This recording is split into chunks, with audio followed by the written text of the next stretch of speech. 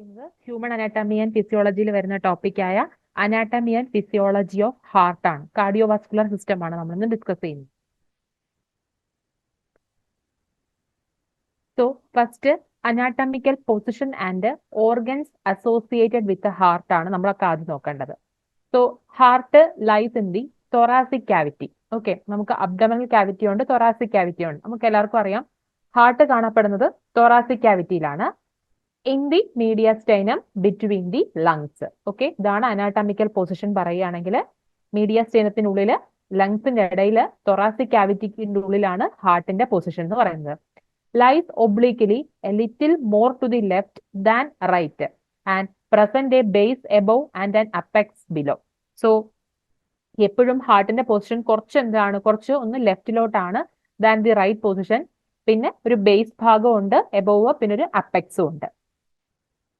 ഇനി ഇതിന്റെ മറ്റ് ഡീറ്റെയിൽസിലോട്ട് നോക്കുവാണെങ്കിൽ ഏകദേശം 12 സെന്റിമീറ്റർ അല്ലെങ്കിൽ 5 ഇഞ്ചാണ് നീളം പറയുന്നത്. 9 സെന്റിമീറ്റർ അല്ലെങ്കിൽ 3.5 ഇഞ്ചാണ് വിഡ്ത്ത്. ഇനി 6 സെന്റിമീറ്റർ അല്ലെങ്കിൽ 2.5 ഇഞ്ചാണ് ഇതിന്റെ തിക്നെസ് പറയുന്നത്. ആൻഡ് ആവറേജ് മാസ് എന്ന് പറയുന്നത് ഒരു അഡൽട്ട് ഫീമെയിലില് 250 ഗ്രാമും അഡൽട്ട് മെയിലില് 300 ഗ്രാമും ആണ്. ഓക്കെ, നമുക്ക് ഇവിടെ ഹാർട്ടിന്റെ പൊസിഷൻ ഇവിടെ കാണാൻ കഴിയുന്നുണ്ട്. ഇവിടെയാണ് നമ്മുടെ റെസ്പിറേഷന് സഹായിക്കുന്ന ഡയഫ്രം കാണാൻ കഴിയുന്നുണ്ട്. ഇത് പൾമണറി ആർട്ടറി. എന്താണ് പൾമണറി ആർട്ടറി ചെയ്യുന്നത്? റൈറ്റ് വെൻട്രിക്കിളിൽ നിന്നുള്ള അശുദ്ധ രക്തത്തെ ലെഫ്റ്റ് ലങ്സിലോട്ട് കൊണ്ടുപോകുന്നതാണ് പൾമണറി ആർട്ടറി ചെയ്യുന്നത്. റൈറ്റ് ഏട്രിയത്തിലോട്ട് ബ്ലഡ് സപ്ലൈ കൊണ്ടുവരുന്ന സുപ്പീരിയർ വീനക്കാവെ നമുക്ക് കാണാൻ പറ്റും. ഏറ്റവും ലാർജസ്റ്റ് ആർട്ടറി ആയ അയോർട്ട.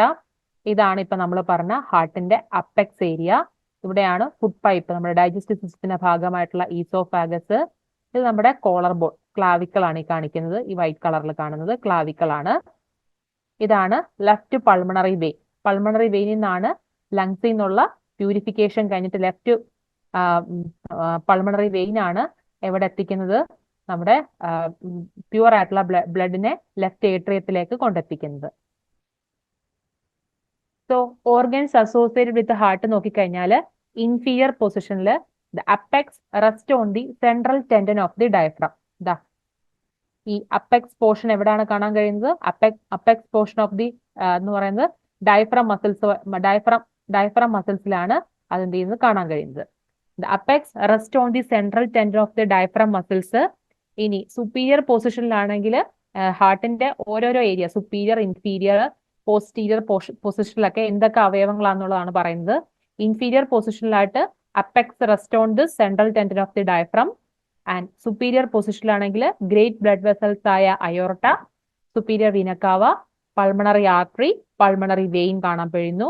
ആൻഡ് പോസ്റ്റീരിയർ റീജിയനിലാണെങ്കിൽ നമ്മുടെ ഫുഡ് പൈപ്പ് ആയ ഈസോഫാഗസ്, പിന്നെ വിൻഡ് പൈപ്പ് എന്നറിയപ്പെടുന്ന ട്രക്കിയ, പിന്നെ ട്രക്കിയ ഡിവൈഡ് ചെയ്യുന്ന ലെഫ്റ്റ് ആൻഡ് റൈറ്റ് ബ്രോങ്കസ്, പിന്നെ ഡിസെൻഡിങ് അയോർട്ട, പിന്നെ inferior vena cava and thoracic vertebrae. ഇതാണ് ഇതിന്റെ ഇൻഫീരിയർ, സുപ്പീരിയർ ആൻഡ് പോസ്റ്റീരിയർ പൊസിഷനിൽ അസോസിയേറ്റ് ചെയ്തിരിക്കുന്ന ഓർഗൻസ്. ഇനി ലാറ്ററൽ പൊസിഷനിലാണെങ്കിൽ ലങ്സ് ഉണ്ട്. അതിലെ left lungs overlap the left side of the heart. പിന്നെ ആന്റീരിയർ പോർഷനിലാണെങ്കിൽ സ്റ്റേർണം, റിബ്സ്, ഇന്റർകോസ്റ്റൽ മസിൽസ്. ഇതൊന്ന് ഓർത്തു വെച്ചേക്കാം. ഓരോന്നും ഇൻഫീരിയറും സുപ്പീരിയറും പോസ്റ്റീരിയറും ലാറ്ററലും ആന്റീരിയർ പൊസിഷനിലൊക്കെ ഏതൊക്കെ ഓർഗൻ ആണ് ഹാർട്ടുമായിട്ട് അസോസിയേറ്റ് ചെയ്ത് നിൽക്കുന്നത് എന്നുള്ളത്.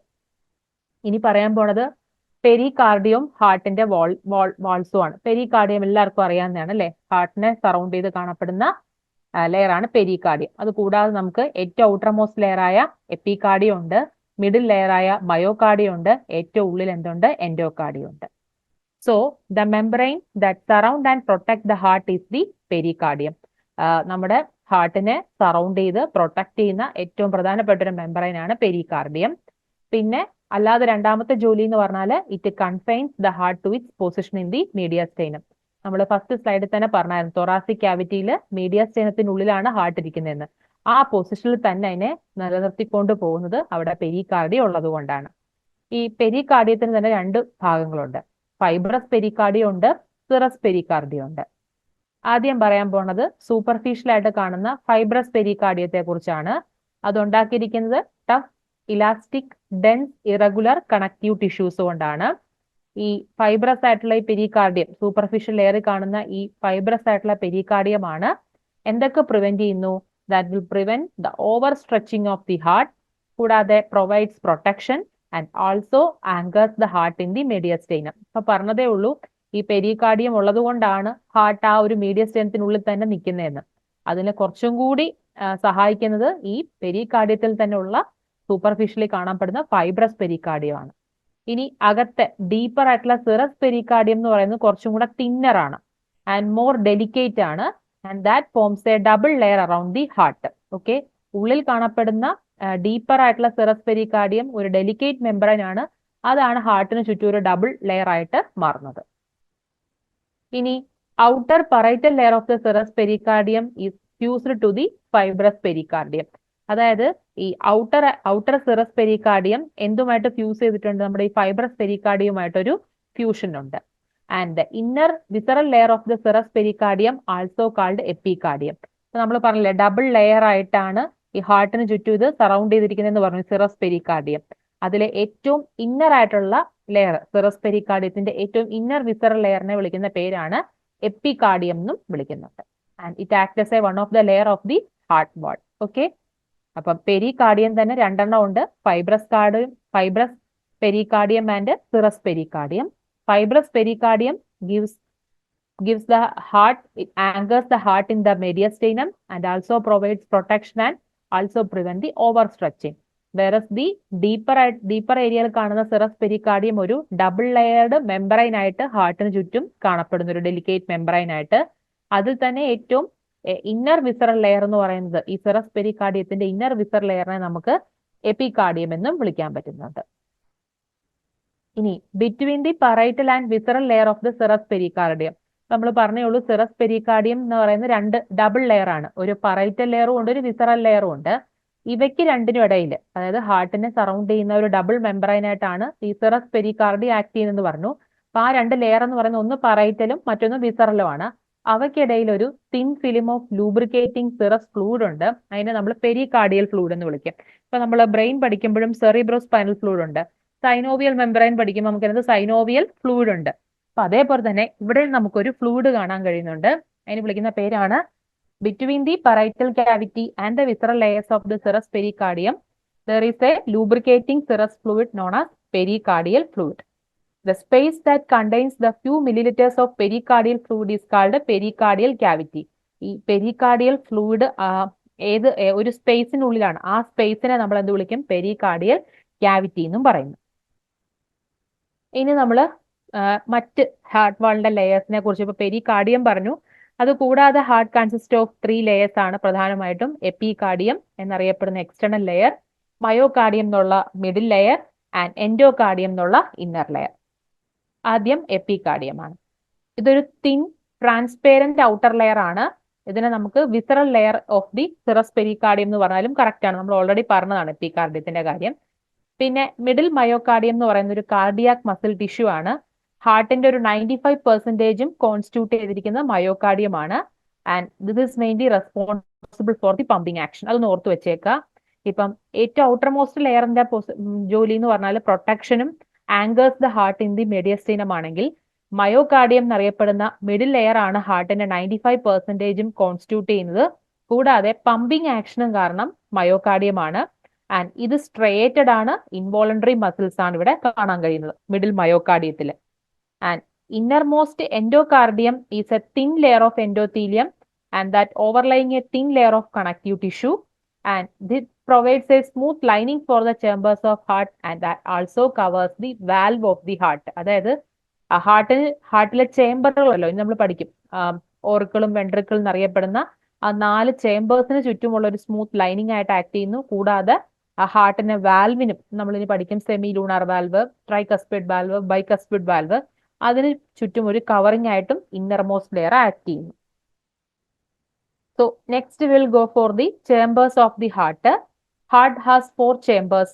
2 എണ്ണം superior ആണ്, that is receiving chambers എന്നറിയപ്പെടുന്നു അഥവാ ഏട്രിയ. പിന്നെ 2 എണ്ണം inferior ആയിട്ടുള്ള pumping chambers ആണ്, അവയെ വെൻട്രിക്കിൾ എന്ന് വിളിക്കുന്നു. ഓക്കെ, ഹാർട്ടിൽ 4 chambers ആണ്, 2 എണ്ണം മുകളിലും 2 എണ്ണം താഴെയായിട്ടും. മുകളിലുള്ള 2 chambers എന്ന് പറയുന്നത് റിസീവിംഗ് ചേമ്പേഴ്സ് ആണ്, അതിനെ ഏട്രിയ എന്നും താഴെയുള്ള 2 ചേമ്പേഴ്സ് പമ്പിംഗ് ചേമ്പേഴ്സ് ആയ വെൻട്രിക്കിൾസുമാണ്. പിക്ചറിൽ കാണാൻ കഴിയുന്നു മുകളിലുള്ള 2 റിസീവിംഗ് ചേമ്പേഴ്സ് ഏതൊക്കെയാണ്? റൈറ്റ് ഏട്രിയവും ലെഫ്റ്റ് ഏട്രിയവും. താഴെ കാണപ്പെടുന്ന 2 പമ്പിംഗ് ചേമ്പേഴ്സ് ആണ് റൈറ്റ് വെൻട്രിക്കിളും ലെഫ്റ്റ് വെൻട്രിക്കിളും. ഓക്കെ, ഇനി ഇവയ്ക്കിടയിലുള്ള വാൽവുകളെ കുറിച്ച് പഠിക്കണം. ഇവയിലേക്ക് രക്തം കൊണ്ടെത്തിച്ചു കൊടുക്കുന്ന ആർട്ടറികളും ഇതിൽ നിന്ന് പോകുന്ന വെയിനുകളും ഒക്കെ നമുക്ക് നോക്കാം. ഫസ്റ്റ് നമ്മൾ ആദ്യത്തെ, അതായത് റിസീവിംഗ് ചേംബറായ ഏട്രിയത്തിൽ തന്നെ റൈറ്റ് ഏട്രിയം ഉണ്ട്, ലെഫ്റ്റ് ഏട്രിയം ഉണ്ട്. ആദ്യമേ റൈറ്റ് ഏട്രിയം നോക്കാം. Right atrium is about 2 to 3 millimeter in average thickness. On the anterior surface of each atrium is wrinkled pouch-like structure called an auricle. Okay. ഇനി ഈ right ഏട്രിയത്തിന്റെ thickness എന്ന് പറയുന്നത് 2 to 3 mm ആണ്. On the anterior surface of each atrium ഒരു pouch like structure ആയ auricle നമുക്ക് കാണാൻ കഴിയുന്നു. ഇനി right atrium forms the right border of the heart and receives blood from the 3 veins. ഇപ്പൊ നമ്മൾ ഈ പറഞ്ഞുകൊണ്ടിരിക്കുന്ന റൈറ്റ് ഏട്രിയം ആണ്, ഹാർട്ടിന്റെ റൈറ്റ് സൈഡ് ബോർഡർ ആയിട്ട് ആക്ട് ചെയ്യുന്ന റൈറ്റ് ഏട്രിയം ആണ്. ഇത് ഈ പറഞ്ഞ റൈറ്റ് ഏട്രിയത്തിന് 3 സ്ഥലങ്ങളിൽ, അതായത് 3 വെയിനുകളിലൂടെയാണ് ബ്ലഡിനെ കിട്ടുന്നത്. ഒന്ന് സുപ്പീരിയർ വീനക്കാവ, മറ്റൊന്ന് ഇൻഫീരിയർ വീനക്കാവ, പിന്നൊന്ന് കൊറോണറി സൈനസ്. ഓക്കെ, എവിടെ നിന്നൊക്കെയാണ് റൈറ്റ് ഏട്രിയത്തിന് ബ്ലഡ് കിട്ടുക? സുപ്പീരിയർ വീനക്കാവ, അതായത് ഹൃദയത്തിന് മുകളിലുള്ള സ്ഥലങ്ങളിൽ നിന്നൊക്കെ ഉള്ള രക്തത്തിനെ സുപ്പീരിയർ വീനക്കാവയാണ് കൊണ്ടെത്തിച്ചു കൊടുക്കുന്നത്. ഇൻഫീരിയർ വീനക്കാവ എന്ന് പറയുമ്പോൾ ഹാർട്ടിന് താഴെയുള്ള അവയവങ്ങളിൽ നിന്നുള്ള രക്തം മൊത്തം ഇൻഫീരിയർ വീനക്കാവയാണ് എത്തുന്നത്.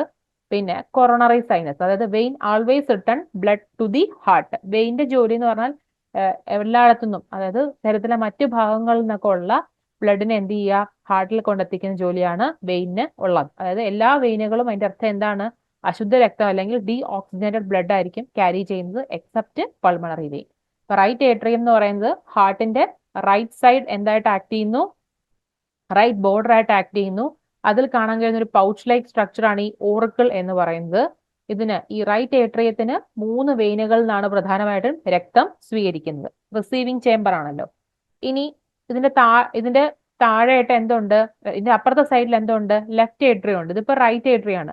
അപ്പുറത്തെ സൈഡിൽ ഇപ്പൊ റൈറ്റ് സൈഡ് ആണിത്, ലെഫ്റ്റ് സൈഡിൽ എന്തുണ്ട്? ലെഫ്റ്റ് ഏട്രിയം ഉണ്ട്. So between the right atrium and left atrium there is a thin partition called intra arterial septum. ഈ പിക്ചർ കാണുമ്പോൾ കുറച്ചും കൂടെ ക്ലിയർ ആകും. ഇപ്പൊ നമ്മൾ പറഞ്ഞത് റൈറ്റ് ഏട്രിയത്തെ കുറിച്ചാണ്. ഈ ഹാർട്ടിന്റെ റൈറ്റ് സൈഡ് ബോർഡർ ആയിട്ട് ആക്ട് ചെയ്യുന്ന റൈറ്റ് ഏട്രിയ എന്ന് പറഞ്ഞു. ഇതിന് 3 സൈഡിൽ നിന്നാണ്, 3 സ്ഥലങ്ങളിൽ നിന്നാണ് ബ്ലഡ് കിട്ടുന്നതെന്ന് പറഞ്ഞു. സുപ്പീരിയർ വീനക്കാവ, ഇതാണ് സുപ്പീരിയർ വീനക്കാവ, ഈ വലിയ ബ്ലഡ് വെസല്. പിന്നെ ഈ ഇൻഫീരിയർ വീനക്കാവ, പിന്നെ സൈനസ്, കൊറോണറി സൈനസ്. അവിടുന്ന് 3 നിന്നാണ് കിട്ടുന്നതെന്നാണ് പറഞ്ഞത്. ഇനി ഈ റൈറ്റ് ഏട്രിയത്തിനും ലെഫ്റ്റ് ഏട്രിയത്തിനും ഇടയിലുള്ള സ്പേസിനെ കുറിച്ചാണ് നമ്മൾ പറഞ്ഞത്. അതിനെ നമ്മൾ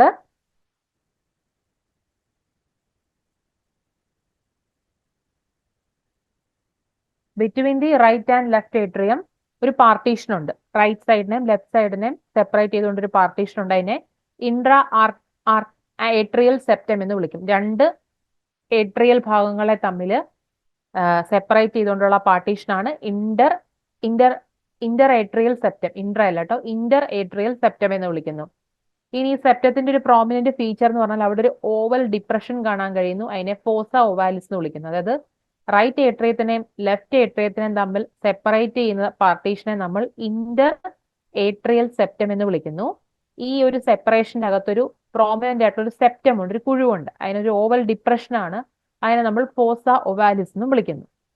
ഇനി ഇതിപ്പോ റൈറ്റ് ഏട്രിയത്തിന്റെയും ലെഫ്റ്റ് ഏട്രിയത്തിന്റെയും ഇടയിലുള്ള ഇന്റർ ഏട്രിയൽ സെപ്റ്റത്തെ കുറിച്ചും അവിടെ കാണപ്പെടുന്ന ഓവൽ ഡിപ്രഷനായ ഫോസ ഒവാലിസിനെ കുറിച്ചും പറഞ്ഞു. ഇനി റൈറ്റ് ഏട്രിയത്തിന് കിട്ടിയ ബ്ലഡ് എവിടെ നിന്നൊക്കെ? സുപ്പീരിയർ വീനക്കാവെന്നും ഇൻഫീരിയർ വീനക്കാവെന്നും കൊറോണറി സൈനസിൽ നിന്നൊക്കെ കിട്ടിയ ബ്ലഡിനെ അധിക നേരം റൈറ്റ് ഏട്രിയത്തിന് പിടിച്ചു വെച്ചുകൊണ്ടിരിക്കാൻ പറ്റുമോ? ഇല്ല. അത് എങ്ങോട്ട് വിടണം?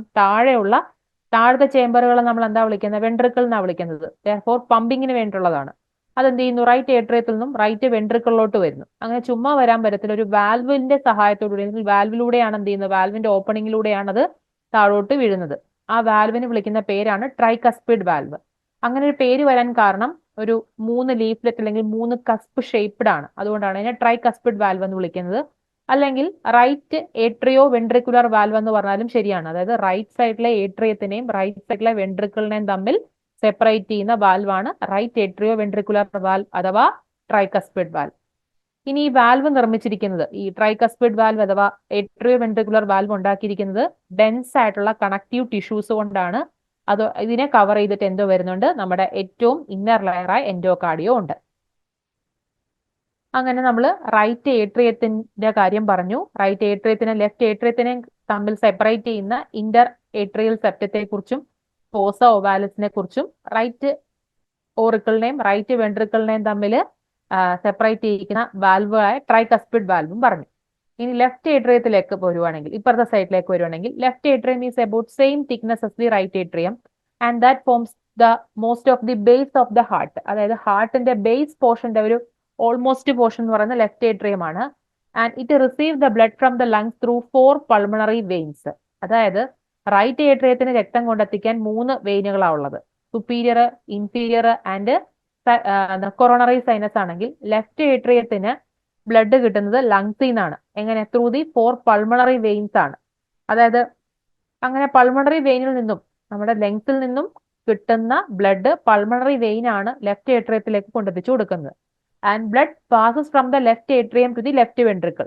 റൈറ്റ് ഓറിക്കിളിന് കിട്ടിയത് റൈറ്റ് വെൻട്രിക്കിളിലോട്ട് പോകുന്ന പോലെ തന്നെ ലെഫ്റ്റ് ഏട്രിയത്തിന് കിട്ടിയ ബ്ലഡ് ലെഫ്റ്റ് വെൻട്രിക്കിളിലോട്ട് പോകും. അവിടെ റൈറ്റ് ഏട്രിയത്തിനും റൈറ്റ് വെൻട്രിക്കിളിനിടയിൽ ട്രൈകസ്പിഡ് ആണെങ്കിൽ ഇവിടെ ലെഫ്റ്റ് ഏട്രിയത്തിനും ലെഫ്റ്റ് വെൻട്രിക്കിളിനും ഇടയിൽ ബൈകസ്പിഡ് വാൽവ് അഥവാ മിട്രൽ വാൽവ് എന്നും വിളിക്കും. അല്ലെങ്കിൽ വേറൊരു പേരുണ്ട്, ലെഫ്റ്റ് ഏട്രിയോ വെൻട്രിക്കുലർ വാൽവ് എന്നും വിളിക്കുന്നുണ്ട്. നമ്മുടെ അവിടെ അതിനെ റൈറ്റ് ഏട്രിയോ വെൻട്രിക്കുലർ വാൽവ് എന്ന് വിളിച്ചെങ്കിൽ ബൈകസ്പിഡ് വാൽവ് അഥവാ മിട്രൽ വാൽവിനെ ലെഫ്റ്റ് ഏട്രിയോ വെൻട്രിക്കുലർ വാൽവ് എന്നും വിളിക്കാം. ഇനി അടുത്തൊരു ഏരിയയാണ് right ventricle. Okay, right atrium കഴിഞ്ഞു, ലെഫ്റ്റ് ഏട്രിയം കഴിഞ്ഞു. ഇനി താഴത്തെ പമ്പിംഗ് ചേംബറായ റൈറ്റ് വെൻട്രിക്കിളിനെ കുറിച്ച് പറയണമെങ്കിൽ 4 to 5 മില്ലിമീറ്റർ ആണ് ആവറേജ് തിക്നെസ്. ഇതാണ് ഹാർട്ടിന്റെ ആന്റീരിയർ സർഫസ് ആയിട്ട് മാറുന്നത്. And inside of the right ventricle contains a series of ridges formed by the raised bundles of cardiac muscle fibre called trabeculae carneae. Right വെൻട്രിക്കിളിന്റെ അകത്ത് ഒരു സീരീസ് ഓഫ് ഒരു കൂട്ടം എന്തുണ്ട്, റിഡ്ജസ് ഉണ്ട്. ഉണ്ടാക്കിയിരിക്കുന്നത് എന്ത് വെച്ചിട്ടാണ്? Bundle of cardiac muscle fibres ആയാണ്. അതിനെ നമ്മൾ ട്രബിക്കുലെ കാർണി എന്ന് വിളിക്കുന്നു. ഒന്ന് അടയാളപ്പെടുത്തുക. ഇനി ട്രൈകസ്പിഡ് വാൽവിനെ കുറിച്ച് നമ്മൾ പറഞ്ഞായിരുന്നല്ലോ, റൈറ്റ് ഏട്രിയത്തിന്റെയും റൈറ്റ് വെൻട്രിക്കിളിനിടയിലുള്ള വാൽവാണ് tricuspid. And the cusp of the tricuspid valves are connected to tendon like chordae tendineae. ഇപ്പൊ ഈ ട്രൈകസ്പിഡ് എന്ന് വിളിക്കാൻ കാര്യം ആ ഒരു 3 കസ്പ് ഷേപ്പ് ഉള്ളത് കൊണ്ടാണല്ലോ. ആ കസ്പ് അവിടെ ഒരു ടെൻഡനുമായിട്ട് കണക്റ്റഡ് ആണ്. അതിനെ നമ്മൾ വിളിക്കുന്ന പേര് കോർഡേ ടെൻഡിനെ എന്നാണ്. Which in turn are connected to a cone shaped trabecular carneae called papillary muscles. ഈ റൈറ്റ് വെൻട്രിക്കിളിൽ കാണുന്ന ഈ ട്രബിക്കുലെ കാർണിയയിലോട്ടാണ് ഈ കോർഡേ ടെൻഡിനെ എന്ത് ചെയ്തിരിക്കുന്നത്, അറ്റാച്ച് ചെയ്തിരിക്കുന്നത്. അതിനെ വിളിക്കുന്ന പേര് എന്താണ്? പാപ്പിലറി മസിൽസ് എന്നും പറയും. ഇനി ഇന്റേണലി റൈറ്റ് വെൻട്രിക്കിളിനെയും ലെഫ്റ്റ് വെൻട്രിക്കിളിനെയും തമ്മിൽ സെപ്പറേഷൻ ഉണ്ട്. റൈറ്റ് ഏട്രിയത്തിനും ലെഫ്റ്റ് ഏട്രിയത്തിനും ഇടയിൽ ഒരു സെപ്റ്റം ഉണ്ടല്ലോ, അതേപോലെ റൈറ്റ് വെൻട്രിക്കിളിനും ലെഫ്റ്റ് വെൻട്രിക്കിളിനെയും സെപ്പറേറ്റ് ചെയ്തുകൊണ്ട് എന്തുണ്ട്? ഇന്റർ വെൻട്രിക്കുലർ സെപ്റ്റം ഉണ്ട്. The blood passes from the right ventricle through the pulmonary valve. ഇനി ബ്ലഡ് റൈറ്റ് വെൻട്രിക്കിളിൽ നിന്ന് പുറത്തോട്ട് പോണത് എന്ത് വഴിയാണ്? ഇപ്പം റൈറ്റ് ഏട്രിയത്തിൽ നിന്നും റൈറ്റ് വെൻട്രിക്കിളിലോട്ട് ബ്ലഡ് വന്ന് ട്രൈകസ്പിഡ് വാൽവ് വഴിയാണെങ്കിൽ ഇനി തിരിച്ച് റൈറ്റ് വെൻട്രിക്കിൾ ഇരുന്നാൽ മതിയോ? ഇല്ല, അവിടുന്ന് എന്ത് ചെയ്യണം? ഈ ബ്ലഡ് രക്തം ശുദ്ധീകരിക്കാനായിട്ട് ലങ്സിലോട്ട് പോകണം അല്ലെ.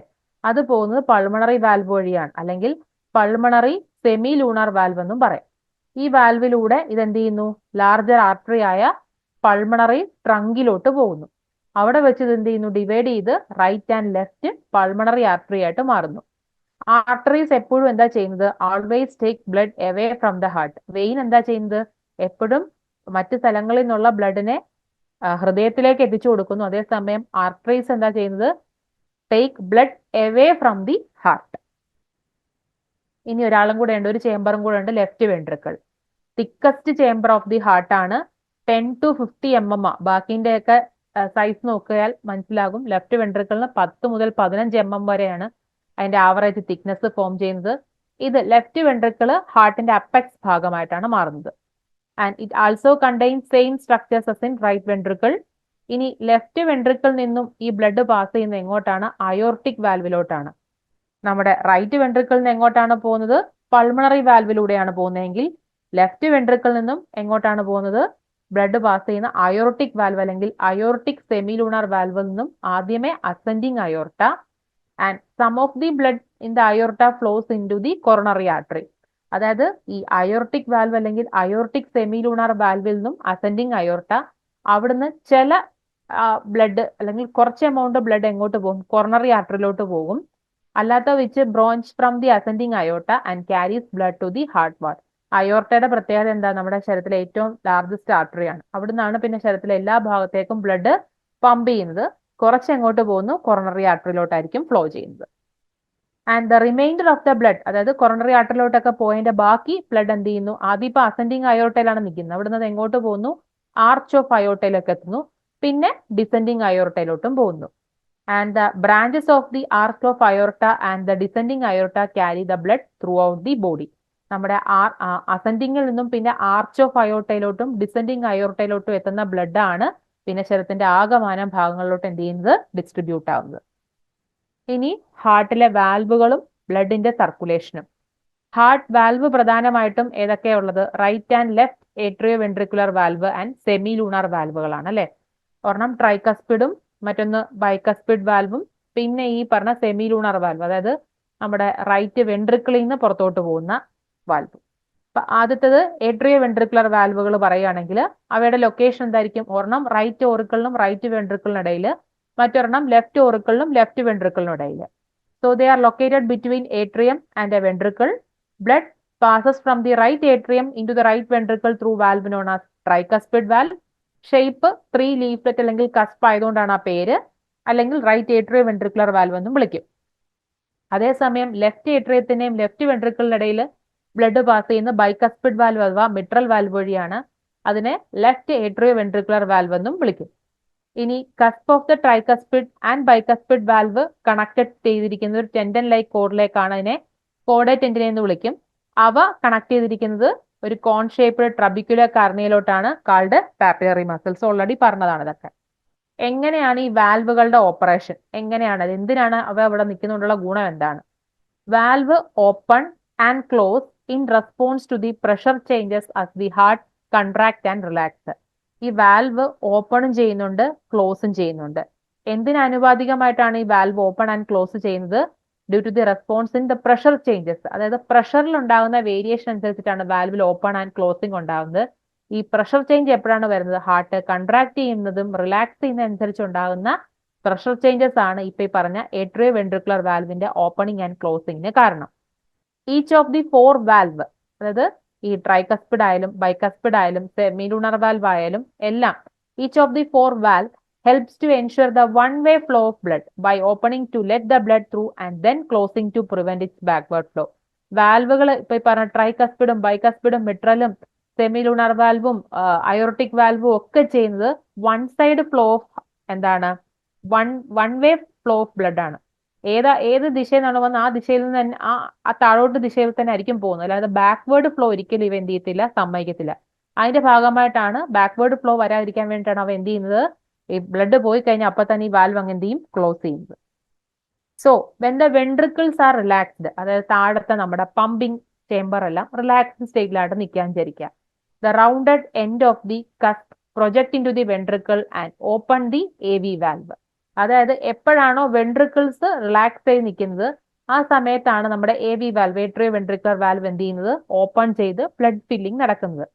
The papillary muscles R relaxed, the chordae tendineae are slack and blood move from a higher pressure in the atria to the lower pressure in the ventricle through this open AV valve. അതായത് നമ്മുടെ right atrio ventricular valve എന്നറിയപ്പെടുന്ന tricuspid valve open ആകണമെങ്കിൽ ventricles എന്തായിരിക്കണം? Relaxed state ആയിരിക്കണം. And papillary muscles എന്തായിരിക്കണം? Relaxed ആയിരിക്കണം. കോർഡേ ടെൻഡിനെ എന്തായിരിക്കണം? Slack ആയിട്ട് നിൽക്കണം. എന്നാൽ മാത്രമേ ഹയർ പ്രഷർ ഏരിയ ആയ ഏട്രിയത്തിൽ നിന്നും ലോവർ പ്രഷറുമായിട്ട് നിൽക്കുന്ന വെൻട്രിക്കിളിലോട്ട് AV വാൽവ് വഴി, ഓപ്പൺ AV വാൽവ് വഴി എന്ത് ചെയ്യത്തുള്ളൂ? ബ്ലഡ് ഫ്ലോ ചെയ്യത്തുള്ളൂ. ഇനി തിരിച്ച് ഇപ്പൊ വെൻട്രിക്കിൾസ് റിലാക്സ് ചെയ്തിരിക്കുന്ന സമയമാണ് പറഞ്ഞത്. വെൻ ദ വെൻട്രിക്കിൾസ് ഇനി കൺട്രാക്ട് ചെയ്യാൻ പോവാണ്, So the pressure of the blood drives the cusp upward until their edges meets and close the opening. ഇനി എപ്പോഴാണോ വെൻട്രിക്കിൾസ് കൺട്രാക്ഷൻ സ്റ്റാർട്ട് ചെയ്യുന്നത് അപ്പോഴത്തേക്കും ഈ പറഞ്ഞ കസ്പ് എന്താകും, ക്ലോസ്ഡ് ആകും, അല്ലെങ്കിൽ ആ ഓപ്പണിംഗ് എന്താകും, ക്ലോസ്ഡ് ആകും. അറ്റ് ദ സെയിം ടൈം മുമ്പേ പാപ്പിലറി മസിൽസ് എന്തായിരുന്നു, റിലാക്സ്ഡ് ആയിരുന്നു. ഇനി പാപ്പിലറി മസിൽസ് എന്ത് ചെയ്യും, കൺട്രാക്ട് ചെയ്യും. And this pulls on and tightens the കോർഡജന്റിനെ. എന്താണോ മുമ്പ് നടന്നതെല്ലാം ഓപ്പോസിറ്റ് ആകും. അതുവഴി എന്ത് ചെയ്യും, this will prevent the valve cusps from opening in to the atria in response to the higher ventricular pressure. ഇനി ഇപ്പൊ ഈ പറഞ്ഞ വെൻട്രിക്കിൾസ് കൺട്രാക്ട് ചെയ്ത് കഴിഞ്ഞാൽ ഈ വാൽവ് എന്ത് ചെയ്യത്തില്ല, പിന്നെ എന്ത് ചെയ്യത്തില്ല, ഓപ്പൺ ആകത്തില്ല. If the AV valve or കോർഡജന്റിനെ are damage, blood may regurgitate. ഇനി ഇപ്പൊ ഈ പറഞ്ഞ കാര്യങ്ങൾക്കൊക്കെ എന്തെങ്കിലും തടസ്സം സംഭവിക്കാം. എപ്പം, നമ്മൾ ഈ പറഞ്ഞ ഏട്രിയോ വെൻട്രിക്കുലർ വാൽവ്, അത് ട്രൈകസ്പിഡ് ആയാലും ബൈകസ്പിഡ് ആയാലും വാൽവിന് തകരാറോ അല്ലെങ്കിൽ ആ കോർഡജന്റിനെ മസിൽസ് ഉണ്ടല്ലോ, പാപ്പിലറി മസിൽസിനൊക്കെ എന്തെങ്കിലും തകരാറ് വന്നാൽ ബ്ലഡ് എന്ത് ചെയ്യും, ഫ്ലോ ബാക്ക് ചെയ്യും in to the atria when the ventricles contract. അല്ലെങ്കിൽ വെൻട്രിക്കിൾസ് കൺട്രാക്ട് ചെയ്യുന്ന സമയത്ത് ഒരിക്കലും ഏട്രിയയിലോട്ട് തിരിച്ച് ബ്ലഡ് കയറി പോകേണ്ടതല്ല. പക്ഷെ വാൽവുകളുടെ ഡാമേജോ കോർഡജന്റിനസ് ഉണ്ടാകുന്ന ഡാമേജോ ബ്ലഡിന് എന്തുണ്ടാക്കും, ഫ്ലോ ബാക്ക് ഉണ്ടാക്കാം. അടുത്ത സെമി ലൂണർ വാൽവ്. ഇപ്പൊ പറഞ്ഞ ഏട്രിയോ വെൻട്രിക്കുലർ വാൽവുകളാണ്, അതായത് ട്രൈകസ്പിഡിന്റെയും ബൈകസ്പിഡിന്റെയും കാര്യമാണ്. ഇനി അയോർട്ടിക് ആൻഡ് പൾമണറി വാൽവ് ആണ് known as semi lunar valve. അതായത് നമ്മുടെ റൈറ്റ് വെൻട്രിക്കിളിനും പിന്നെ ലെഫ്റ്റ് വെൻട്രിക്കിളിലും കാണാൻ കഴിയുന്ന വാൽവുകളാണല്ലോ അയോർട്ടിക്കും പൾമണറി വാൽവുകളും. അവയെ നമുക്ക് ഒരുമിച്ച് വിളിക്കാം സെമി ലൂണർ വാൽവ് എന്ന്. Because they are made up of 3 crescent moon shaped cusp. അതുകൊണ്ടാണ് അതിനെ സെമി ലൂണർ എന്നറിയപ്പെടുന്നത്. മൂൺ ഷേപ്ഡ് കസ്പാണ്, ക്രസന്റ് മൂൺ ഷേപ്ഡ് കസ്പാണ്. ആൻഡ് ഈച്ച് കസ്പ് എന്തുമായിട്ട് അറ്റാച്ച്ഡ് ആണ്, ആർട്ടീരിയൽ വാളുമായിട്ട് അറ്റാച്ച്ഡ് ആണ്. ആൻഡ് സെമി ലൂണർ വാൽവിന്റെ ഉപയോഗം എന്താണ്, ഇപ്പം ഏട്രിയോ വെൻട്രിക്കുലർ വാൽവ് റൈറ്റ് ഏട്രിയത്തിൽ നിന്നും റൈറ്റ് വെൻട്രിക്കിളിലേക്കും ലെഫ്റ്റ് ഏട്രിയത്തിൽ നിന്നും ലെഫ്റ്റ് വെൻട്രിക്കിളിലേക്കുള്ള വൺ വേ ഫ്ലോ ഓഫ് ബ്ലഡിന് ഹെൽപ്പ് ചെയ്യുന്നെങ്കിൽ അയോർട്ടിക് വാൽവ് എന്നും പൾമണറി വാൽവ് എന്നും നമ്മൾ ചേർത്ത് പറയുന്ന സെമി ലൂണർ വാൽവ് എന്ത് ചെയ്യുന്നു, ejection of blood from the heart in to the arteries but prevent the backward flow of blood in to the ventricle. Auricle നിന്നും വെൻട്രിക്കിളിലേക്ക് എത്തിയ ബ്ലഡിന് തിരിച്ചെന്ത് ചെയ്യാൻ പാടില്ല, വെൻട്രിക്കിളിൽ നിന്ന് എങ്ങോട്ടാ പോകേണ്ടത്, ആർട്ടറീസിലോട്ടാ കയറേണ്ടത്. ഒന്നെങ്കിൽ അയോർട്ട അല്ലെങ്കിൽ പൾമണറി ആർട്ടറി, അങ്ങോട്ടേ പോകാവുള്ളൂ, തിരിച്ചെങ്ങോട്ട് തന്നെ വരരുത്, അന്നിടത്തേക്ക് തന്നെ തിരിച്ചു വരാൻ പാടില്ല. വെൻട്രിക്കിളോട്ട് ബാക്ക് ഫ്ലോ പ്രിവെന്റ് ചെയ്യാനായിട്ടാണ് അയോർട്ടിക് വാൽവിനെയും പൾമണറി വാൽവ് എന്നും അറിയപ്പെടുന്ന സെമി ലൂണർ വാൽവ് ശ്രമിക്കുന്നത്. ഇനി സെമി ലൂണർ വാൽവിന്റെ ഓപ്പറേഷൻ എങ്ങനെ നോക്കിക്കഴിഞ്ഞാൽ, വെൻട്രിക്കിൾസ് കൺട്രാക്ട് ആകുന്നു. അപ്പോൾ എന്തുണ്ടാകുന്നു, ഈ ചേംബറിനുള്ളിൽ ഒരു പ്രഷർ ബിൽഡപ്പ് ചെയ്യുന്നു. അപ്പോൾ സെമി ലൂണർ വാൽവ് എന്ത് ചെയ്യും, ഓപ്പൺ ആകും. And when the pressure in the ventricle exceeds the pressure in the arteries. ഇനി ഇപ്പൊ ഈ പറഞ്ഞ ചേംബറിനകത്തുള്ള അല്ലെങ്കിൽ വെൻട്രിക്കിൾസിനകത്തുള്ള പ്രഷർ അങ്ങ് എന്ത് ചെയ്തു, എക്സീഡ് ചെയ്തു. ദാൻ ഇനി എങ്ങോട്ടാണോ പോകേണ്ടത്, ആർട്ടറീസിലോട്ടല്ലേ പോകേണ്ടത്. പൾമണറി, ഇപ്പൊ റൈറ്റ് വെൻട്രിക്കിളിന്റെ കാര്യം പറയണമെങ്കിൽ ഇതിന് പോകേണ്ടത് പൾമണറി ആർട്ടറിയിലോട്ടാണ്. ആ ആർട്ടറിയേക്കാളും അവിടുത്തെ പ്രഷർ എക്സീഡ് ചെയ്യുന്നെങ്കിൽ തീർച്ചയായിട്ടും നമ്മുടെ റൈറ്റ് വെൻട്രിക്കിളിൽ നിന്ന് ബ്ലഡ് എങ്ങോട്ട് ഇജക്ട് ചെയ്യും, പൾമണറി ട്രങ്ക് ആൻഡ് അയോർട്ടയിലോട്ട് എന്ത് ചെയ്യും, ഇജക്ട് ചെയ്യും. ഓക്കെ, വെൻട്രിക്കിൾസ് കൺട്രാക്ട് ചെയ്തിരിക്കണം ആൻഡ് അതിന്റെ ഭാഗമായിട്ടൊരു പ്രഷർ ബിൽഡപ്പ് ഉണ്ടാവണം ചേംബറിൽ. അങ്ങനെ സെമി ലൂണർ വാൽവ് ഓപ്പൺ ചെയ്ത് ഈ പോകേണ്ട ആർട്ടറിയേക്കാളും പോകേണ്ട ആർട്ടറീസിനേക്കാളും പ്രഷർ ഇവിടെ ഡെവലപ്പ് ചെയ്ത് കഴിഞ്ഞാൽ ejection of blood will occurs from the ventricle. അതിപ്പം റൈറ്റ് സൈഡിൽ നിന്നാണെങ്കിൽ പൾമണറി ട്രങ്ക് അല്ലെങ്കിൽ പൾമണറി ആർട്ടറിയിലോട്ട് പോകും. ലെഫ്റ്റ് വെൻട്രിക്കിളിന്റെ കേസിലാണെങ്കിൽ അത് എങ്ങോട്ടും പോകും, അയോർട്ടയിലോട്ടും പോകും. അങ്ങനെയാണ് സെമി ലൂണർ വാൽവുകൾ ആക്ട് ചെയ്യുന്നത്. ഇനി തിരിച്ച് അസ് ദ വെൻട്രിക്കിൾ റിലാക്സ്, അതായത് വെൻട്രിക്കിളിൽ നിന്നും ഇപ്പം അയോർട്ടയിലോട്ടോ പൾമണറി ട്രങ്കിലോട്ടോ പോയെന്ന് വിചാരിക്കുക. അത് കഴിയുമ്പോൾ വെൻട്രിക്കിൾസ് റിലാക്സ് ആകും. The blood starts to flow back towards the heart. ഈ ഒരു കൺട്രാക്ഷനും കഴിഞ്ഞ് റിലാക്സേഷനിലോട്ട് പോകുമ്പോൾ ബ്ലഡിന് എന്തിനുള്ള ചാൻസ് ഉണ്ട്, തിരിച്ച് ഫ്ലോ ബാക്ക് ചെയ്യാനുള്ള ചാൻസ് ഉണ്ട്. This back flowing blood fill the valve cusp and which causes the semilunar valve to close tightly. അങ്ങനെ ബാക്കിലോട്ട് വന്നു കഴിഞ്ഞാൽ വരാതിരിക്കാൻ വേണ്ടി വാൽവ് എന്ത് ചെയ്യുന്നു, അടച്ച് ക്ലോസ് ആക്കി വെക്കുന്നു. So there are no valve guarding the junction between the vena cava and the right atrium and the pulmonary vein and left atrium. ഇപ്പൊ ഈ പറഞ്ഞ അടുത്ത് ഇപ്പൊ റൈറ്റ് ഓറിക്കിളിനെയും റൈറ്റ് വെൻട്രിക്കിളിനിടയിൽ ട്രൈകസ്പിഡും ലെഫ്റ്റ് ഏട്രിയത്തിനെയും ലെഫ്റ്റ് വെൻട്രിക്കിളിനിടയിൽ ബൈകസ്പിഡും പിന്നെ റൈറ്റ് വെൻട്രിക്കിളിനും പൾമണറി ട്രങ്കിനിടയ്ക്ക് പൾമണറി വാൽവും മറ്റടുത്താണെങ്കിൽ അയോർട്ടിക് വാൽവും ഉണ്ട്. പക്ഷെ valve ഇല്ലാത്തൊരു area ആണ്. ഈ ലെങ്സിൽ നിന്ന് ശുദ്ധീകരിച്ച ബ്ലഡ് പൾമണറി ആർട്ടറി വഴി എങ്ങോട്ട് എത്തുന്നു, റൈറ്റ് ഏട്രിയത്തിലോട്ട് എത്തും. അവിടെ എന്ത് ചെയ്യുന്നില്ല, വാൽവുകളൊന്നുമില്ല. അല്ലെങ്കിൽ സുപ്പീരിയർ ഇൻഫീരിയർ വീനക്കാവ് വഴി എത്തുന്ന റൈറ്റ് ഏട്രിയത്തിലോട്ട് എത്തുന്ന ബ്ലഡിനെ സ്വീകരിക്കാനും അവിടെ വാൽവുകളൊന്നുമില്ല. ഓക്കെ, നമ്മളിപ്പോൾ പറഞ്ഞ കാര്യങ്ങൾ. അതായത് സുപ്പീരിയർ വീന കാവയെന്നും ഇൻഫീരിയർ വീന കാവയെന്നും ഒക്കെയാണ് റൈറ്റ് ഏട്രിയത്തിന് എന്ത് കിട്ടുന്നത്? ബ്ലഡ് കിട്ടുന്നത്. ആൻഡ് ഈ റൈറ്റ് ഏട്രിയത്തിൽ മറ്റൊരു പ്രധാനപ്പെട്ട ഒരു ഏരിയയും കൂടെയാണ് സൈനോ ഏട്രിയൽ നോഡ് അഥവാ എസ് എ നോഡ് കാണപ്പെടുന്നു. അതായത് പേസ് മേക്കർ ഓഫ് ഹാർട്ട് എന്നറിയപ്പെടുന്ന ഭാഗവും കാണാൻ കഴിയുന്നു. റൈറ്റ് ഏട്രിയത്തിൽ നിന്നും ബ്ലഡ് റൈറ്റ് വെൻട്രിക്കിലോട്ട് പോകുന്നു. അവിടുന്ന് പൾമണറി ആർട്ടറി വഴി ലങ്സിൽ പ്യൂരിഫിക്കേഷൻ കഴിഞ്ഞ ബ്ലഡ് ലെഫ്റ്റ് ഏട്രിയത്തിൽ എത്തുന്നു. ലെഫ്റ്റ് ഏട്രിയത്തിൽ നിന്നും ലെഫ്റ്റ് വെൻട്രിക്കിൾ വഴി നമ്മുടെ ബൈകസ്പിഡ് വാൽവ് വഴി എന്ത് ചെയ്യുന്നു? ലെഫ്റ്റ് വെൻട്രിക്കിലോട്ട് എത്തുന്നു. ആൻഡ് ലെഫ്റ്റ് വെൻട്രിക്കിൾ നിന്നാണ് അത് എന്ത് ചെയ്യുന്നത്? അയോർട്ടിക് വാൽവ് വഴി ആദ്യം അസെൻഡിങ് അയോർട്ട, പിന്നെ descending and arch of aorta വഴി ശരീരത്തിന്റെ വിവിധ ഭാഗങ്ങളിലോട്ട് എന്ത് ചെയ്യുന്നു? എത്തുന്നത്. ഓക്കെ. ഇനി action potential and contraction of contractile fibres. So ഇപ്പൊ ഈ പറഞ്ഞ ഒരു ഇമ്പൾസ് ട്രാൻസ്മിഷൻ എങ്ങനെയാണ് നമ്മുടെ സ്മൂത്ത് മസിൽസിൽ നടക്കുന്നത്, നമ്മുടെ കാർഡിയാക് മസിൽസ് നടക്കുന്നത്, എങ്ങനെയാണ് അവിടെ കൺട്രാക്ഷൻ ഒരു എഫക്റ്റ് ഉണ്ടാകുന്നത്? സോ ആക്ഷൻ പൊട്ടൻഷ്യലിനെ ഇനീഷ്യേറ്റ് ചെയ്യുന്നത് എസ് എ നോഡാണ്. എവിടെ കാണാൻ കഴിയുന്നു? റൈറ്റ് ഏട്രിയത്തിൽ. മാറിപ്പോകരുത്, ചോദിക്കാൻ ചാൻസ് ഉള്ള ക്വസ്റ്റ്യൻ ആണ്.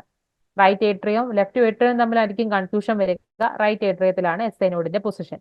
സോ ഈ ആക്ഷൻ പൊട്ടൻഷ്യലിന്റെ ഇനീഷ്യേഷൻ ഇമ്പൾസ് എന്ന് പറയുന്നത് എവിടെയാണ് ഉണ്ടാകുന്നത്? എസ് എ നോഡിൽ നിന്നാണ്. അവിടെ നിന്നാണ് എന്ത് ചെയ്യുന്നത്? ആ ഫുൾ കണ്ടക്ടിങ് സിസ്റ്റം എന്ത് ചെയ്യുന്നത്? മൊത്തം സഞ്ചരിച്ചിട്ട് എന്ത് ചെയ്യുന്നത്?